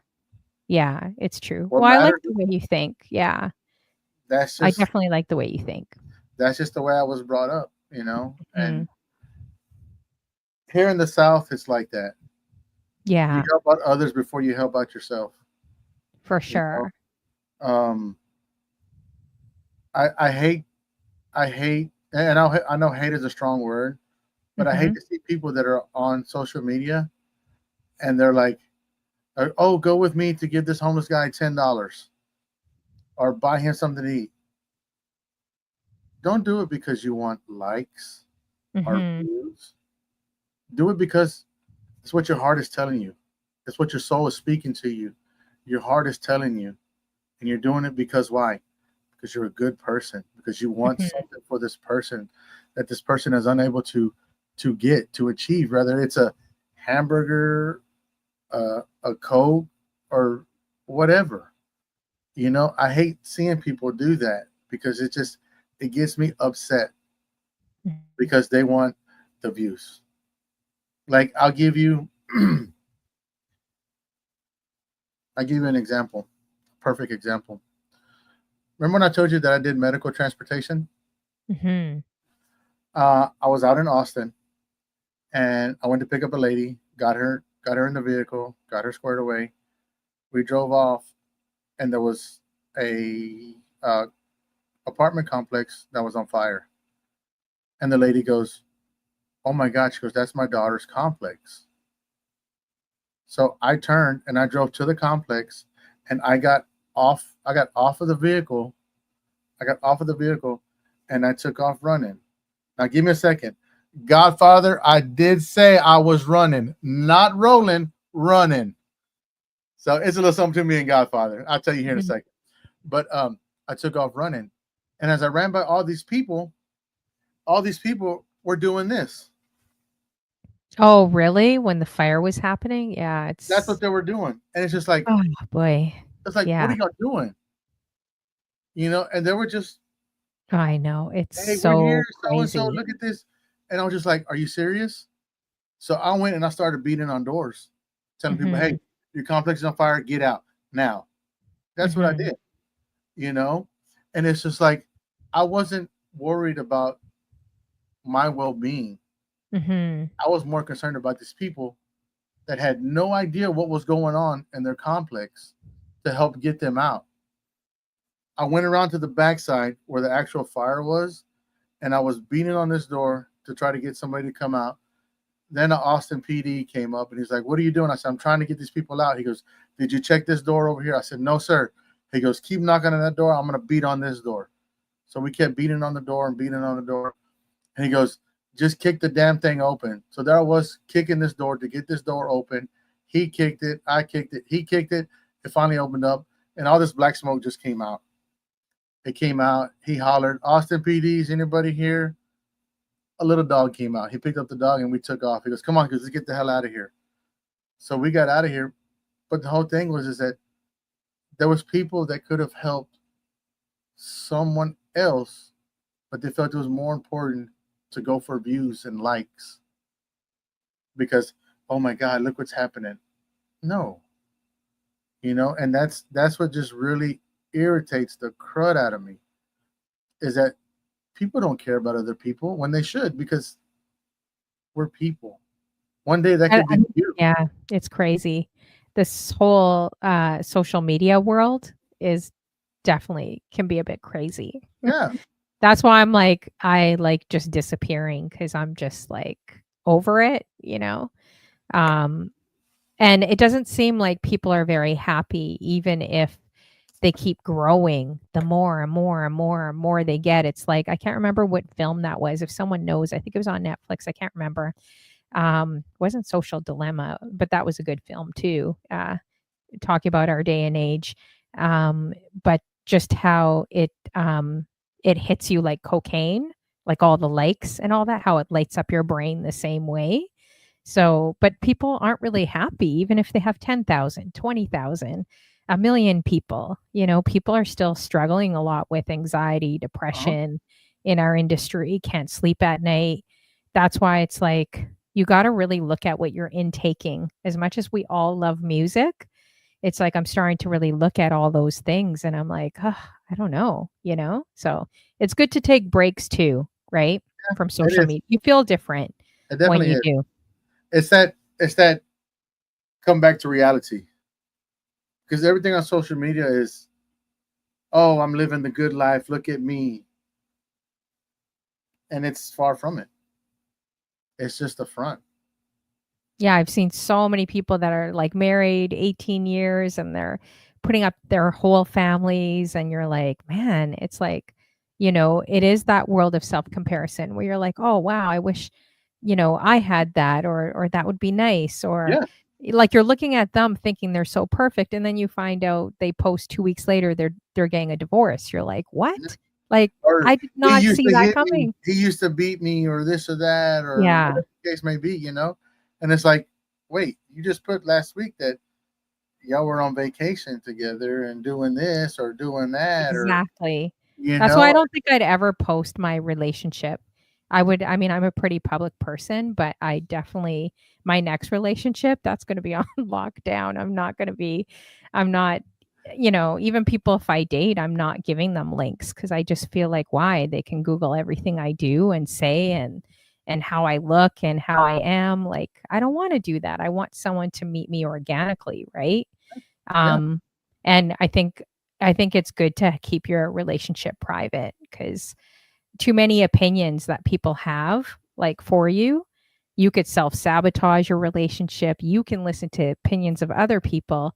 They may be getting in your ear, right? Yeah, And that could definitely. like break you up. Oh, the Godfather. That's a funny one. 6'5" for Honey's next date. That's hilarious. Um, yeah, so, yeah, definitely. So, I know this has been a great, amazing conversation with you. I feel like you are awesome. Make sure everyone in the room is adding DJ TomTom77. He does a high energy, show, and, really, really, I gotta ban this, person that's putting stuff in my oh, I don't know if I banned the wrong person. Did I ban the wrong person? Whoops. You deleted. I Huh? Sorry? You deleted the message. Oh, whoops. Oh, I did? Yeah, it says Oh, message deleted. Yeah. okay. I wasn't sure if it was a bot or anyways, I think I might have done this wrong. Whoops. Oh, well. Sorry if I did. I don't know how to undo Mhm. it. So Yeah, no, this has been an amazing interview. Make sure you guys are adding DJ TomTom77 out of Texas. He does a really energy show. He's hilarious. Any man that's going to offer to be a groom so I can steal his DJ equipment and get to DJ lessons from him, obviously is a great guy to add on your show, And you know why? You know why I offered that, Honey Flo? Yeah. I'll tell you why I offered that. Because you can better yourself. Mm-hmm. You can always better yourself. And like I told you throughout the interview, if I can help somebody out, I will. Mm-hmm. That's just me. That's just what I'm about. Yeah. See, this is why I need mods in my room. Oh, whoops. I think I accidentally unbanned them. Oh, whoops. Yeah. See, this is why I'd make a horrible mod, guys. Oh, see, Thanks, Marcelina says, Marcelina. yeah, she says, no, they use the command to see how long they've been. Oh, sorry, B2K rocks. I think I accidentally banned you. Sorry. Mhm. Oh, man. I'm saying the Canadian. Sorry. Here's a flower. Here's a rocket, hard rock flower for you. For So in Valentine's Day. translation, what she said is, my goodness gracious, I am very sorry for doing what I have done to you, my friend. Yeah. How do you know how to do such a good Indian accent? That's insane. That's pretty good. Uber. What? Yes. You saying all Indians, you saying we all drive Uber, which we kind of do out here in Toronto, but what, you saying that? I didn't say that. I am only saying that I have been around a bunch of Indians, my friend. I felt very Indian the last week because those 6 restaurants were all pretty much Indian owned. So I was like, oh, wow, I'm going back to my roots. This is great. So they're teaching me all about chai, masala chai tea, and like lots of great things. So very, very good. Big salute and shout out to them. Knowledge, you're always learning. Exactly. So I think I'm going to ask you too. Actually, I'll leave with 2 questions before we leave. But for your DJ bucket list or your shows, do you have like a bucket list that you would love? If you had nothing holding you back, what would that look like? What would you want to do for DJing? Like it could be like as big as being in an arena or DJing in South Africa, like no holds bar. You could do anything in life you wanted to. Doesn't matter your skill level. What would that look like to you? DJing. I know it may sound a little crazy, but to be honest, I would just love to be on radio. Nice. That's it. I don't want anything big. I don't need anything big. I just want to be on radio. Even if it's for 2 months or whatever, or they say, well, you work 2 months here, but we're gonna go ahead and let you go. Guess what? Mm-hmm. I'm happy with that because now I can say, yeah, I did radio. Mm-hmm. So yeah, that would. I had a feeling you would say something like I didn't think you'd say radio, which is cool. I could see you doing it because you have a great voice. But I had a feeling you'd say something like that. That wasn't like this big grand like work in an arena or whatever, that's what's great about you. I'm just an ordinary guy who loves music. Yeah, I love that. Yeah, we got to get him on radio, guys. I came from radio. We got to definitely do that. I could see that you have a great voice. Now, for your life bucket list, what would that look like to you if you had, like, say, only a year to live? What would be on your life bucket list that you would want to do, and what kind of legacy would you want to leave behind here? So not music related, just in general. I never really thought about that. That's something that, like I said, I just never thought about that. But I think what I would wish is that someone would take just something away from me. Rather, it's my kindness. It's the way I made them laugh. The way I was able to listen to someone when they needed someone to talk to, or anything like that. Just, I would be happy if someone would just take something away from knowing me, meeting me, hanging out with me. That would really be it. Because I know that if someone takes that away, I know there's a possibility that whatever they took away from me, they can pass it on to someone else later on down the road. Mm-hmm. So again, Awesome. I don't think about myself. Yeah, that's great. I mean, you're already doing it, right?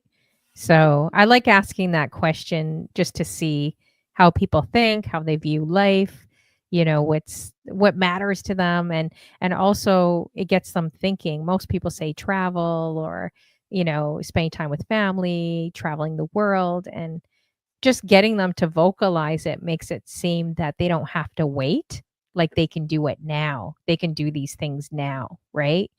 Even if it's a big trip, you can plan it, or being kind to people, or some of the things you mentioned, you could do them day to day, right? Which you're already doing. Yeah. So, yeah, Before we go, can I send a shout out real quick? for sure. Yeah. I want to send a shout out. Well, for starters, to Unity Vibes, um, Manny G, B Mix, Purple Stars, and myself. Great, great, great, great people. And then I want to send an extra special shout out to DJ Jack Rojo 67. He's been going through a bunch of health problems, and he's getting better. He's getting better, and we're praying for you. He puts together raid trains like it ain't nobody's business. I got word he was in the hospital, and they talked to him, and he said, "Make the flyer, keep it going." Mm-hmm. So big shout out to DJ Jack Rojo 67. Good guy. I've had the opportunity to be on one of his raid trains, and it was awesome. It was awesome. It was awesome. Awesome. Yeah. So definitely keep them in your prayers, you guys. For those that believe in the room, definitely, prayer is powerful. So definitely do that as well for him. Well, it's been a pleasure, DJ Tom Tom. So much learning so much about you. It's been awesome. You're definitely one of my favorites. I mean, all the other interviews are good, but this one was definitely just organic and a nice conversation. So hope to, yeah, definitely see you more on these Twitch streets. And I hope to hear more interesting Uber stories from you and Lyft stories. Friday at, I think I'm on at 10 o'clock on the Unity Vibes Coffee with Friends raid train. If I don't see you there, Honey Flo, you're not getting my equipment. I know. Take me. I'm so horrible. I'm sorry. I usually go MIA like on shows, which is horrible. I need to jump on more shows. As soon as I do like a 5-6 hour show, I'm exhausted. So then I just go ghost on social media. But I need to catch you like Godfather of Love and DJ Manny G. I need to start catching you guys as well. So I'm sorry, go ahead. So do you want to say people your schedule? I think you just do more pop-ups, right? I do more pop-ups, but I'm going to start doing more Fridays with Unity Vibes. Mm-hmm. They're just a good group of guys and girls. Yeah, I'm going to definitely check you guys. It's every Purple Friday. Star, she streams, right? I got to check yes, her. She streams. Okay. She streams. Manny G streams. B Mix streams. Godfather of Love. That's a legend right there, all within itself, right there. And I mean, I try to put myself around positive people. Yeah, that's good. That's good. And I know for the most part, I have. I'm trying to add some of you guys. I apologize if I haven't, or if it's deleted, or if I haven't seen you. I'm running on 2 pages. Oh man, AG, I don't think I have you on here. So I think I'm at my capacity on this page, and then on my other page, I have some of you guys added. Okay, yeah, I'm definitely following Godfather. I just never see him on. Okay, perfect. So I'll definitely try to look out for you guys more. So yes, make sure you guys are adding him. We're gonna actually go into another talk show. It looks like a mod of mine, this girl Xtina, if you guys know her. Oh, nice. Yeah, it looks like she's being interviewed. I don't know how long the show's on for, but it's with Diva929. If you guys know her, she's from the West Coast. She's going to be the girl that does Serena's Crip dance, like how you guys saw in the Super Bowl. She's like real West Coast, like the best dancer on Twitch. Definitely Diva929. And she does a talk show. She DJs. She's killing it. She's, talks about pop culture. comic books, like you name it, she does it on Twitch. So make sure you guys are adding. I think this is her new talk show page, Diva Talk. So let's go to them, and you know Diva, right? I'm pretty Yeah. sure you do. Yeah. Yeah. So let's go to them, and this girl Xtina, they're chopping it up there. So I'm going to set up the raid. Oh, you're on in 2 hours. Okay. If I'm up because it's 10 o'clock here, No, then I'll. no. Hold on. Stop. Yeah. What? Stop. Honey Flow. Mm-hmm. I don't want to hear this if I'm awake type stuff. No, you need I'm getting old. I'm getting old. No, like, I mean, I do stay up, but that's not an excuse. You're going to stay up another 3 hours on Twitch anyway. So if you're going to stay up another 3 hours, just stay up for 2 more hours. no, I may relax. After this, I may just shut it down and watch 90 Day Fiance or something. And you then can go watch to sleep. 90 Day Godfather. I had to take a power nap. Right before this show. I'm like a grandma, guys. Like, well, if you can catch a show, catch a show. Okay, 2 hours. 2 hours. I'm gonna actually put in my alarm so I try to not forget it. I want to see you there. Come on in an hour. Why you got to do 2 hours? It's gonna be midnight. He's probably on a raid train. It's probably on a raid train. Oh, yeah. Okay. Well, I will try to catch you guys. I promise I will. Marcelina 45, you're very welcome. I was definitely scared to do this, nervous, but thank you guys for showing up. Unity Vibes, thank you for showing up. Don't be scared. I'm not scary, guys, you know. And if any of you guys want interviews, just message me, DM me. Sometimes I can't get to everyone.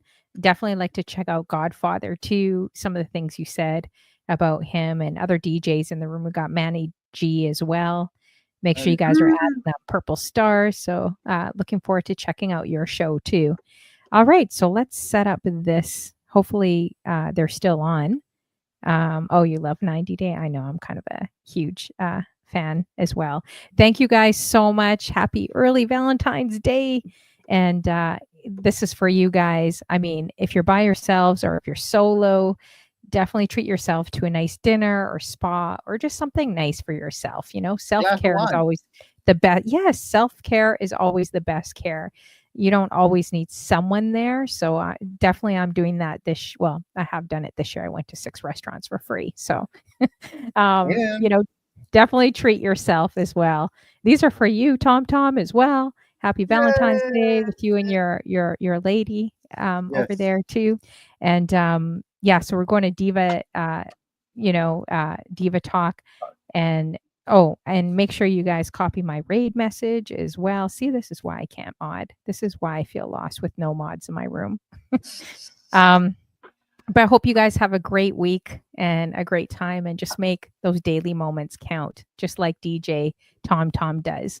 Whatever you do. Yeah, whatever you do, definitely make them count each day in your job, or just doing those daily moments, right? Yeah. Correct. So appreciate you guys. Thanks for coming through and supporting. Much love to each and every one of you guys. Have a great week, and we'll see. And we're going to Diva Talk. Thank you for the opportunity, Honey Flow. Yes, it was awesome. We'll have to do it again. Maybe we'll chop it up. Maybe I'll do not just a dating show, but I can do like a relationship show. We could chop it up on talking about relationships too, right? I think that would be fun, because you're a good communicator. So I think it's easy to get feedback from you. It's not always easy to get feedback from the guys. I will give you the best feedback that I can give you. Yeah, so I'll definitely bring you back on again for sure for that. All right, well, I'm going to try to re-raid one more time, see if this works. Okay, I think it just re-raided, and 3 times a charm. I'll do it, even if it's 2 people on the bus. Hey, you know what? It's 2 views. It's 2 exactly. I keep views. Re-rating. Exactly. So you never know. And feel free to tag me too on IG when you're on. I missed it today, but I want to try to catch you more. I was ice skating before the snowstorm, so I'm like, let me try to get some fresh air and just. I actually went on in a hurry because Manny G was on, and DJ B Mix was supposed to go on, but he couldn't get a hold of him, and I had my stuff still tore down from when I came back from Arizona. Oh, So that was wow. in a hurry trying to put everything together and get everything right. And I was Yeah. like, okay, I got everything right. And then I took off running and then the power turned off. I was like, Oh, man. Well, I'm glad it worked because I know they're saying we're going to have crazy power outages. I'm going to go outside and see how bad the snow is, but my mod showed me it was really, really bad. So I'm oh, going to wow. sneak out there and see what it looks like. But anyways, have a great night, and we'll definitely be in touch too. So Sounds good. Again, seeing thank you. you for the opportunity. It was great. It was Yeah, it was wonderful. fun. Yeah, Um, for sure. everything that you do is by far top grade A1. Oh, So I appreciate you. I was just honored to be on here because I thought, why would she want to interview me? You Oh, know, come on. and like I said, Don't say that. I just see myself as a normal guy, and that's it. That is totally Yeah. it. You know, I don't Well, see you have myself. so much to offer. You have so much to offer. You already are, especially with the world, and I think you're really, really awesome. So Well, keep thank you just for being thinking that. you and keep doing what you're doing, like on Uber and all your jobs you're doing, keep doing it. I just feel like you're going to get blessed like unexpectedly. So I can't wait for more of those opportunities. I know you're not looking for them, but Mm-mm, I really believe I'm that not. for you. So, It yeah. it's gonna happen. It may happen tomorrow. It may happen tonight. It may happen 2 days from Mhm. now. But I do know it's coming my way. For sure. And It when it comes definitely my way, it's is. going to be tenfold. Yeah, So definitely. it's just a Definitely. waiting game, and that's it. Yeah, for sure. You know. All right. Well, have a great night. It was good Yes, you ma'am. know, conversing with you and yeah, keep me posted when you're on so I could catch you again. I And sure I think will. I'm going to definitely end this live now. All right. Okay, take And care. thank you, little lady. I appreciate it. Yeah. Hey, I love that. I should have gone you to do a whole Southern Texas accent for me the whole entire interview. I You should have. see, I'll do that next time. we'll see. We'll see. All right. Okay. Take Have a care, good one. my friend. Thank you Okay. again. See All ya. righty. Bye bye. Bye.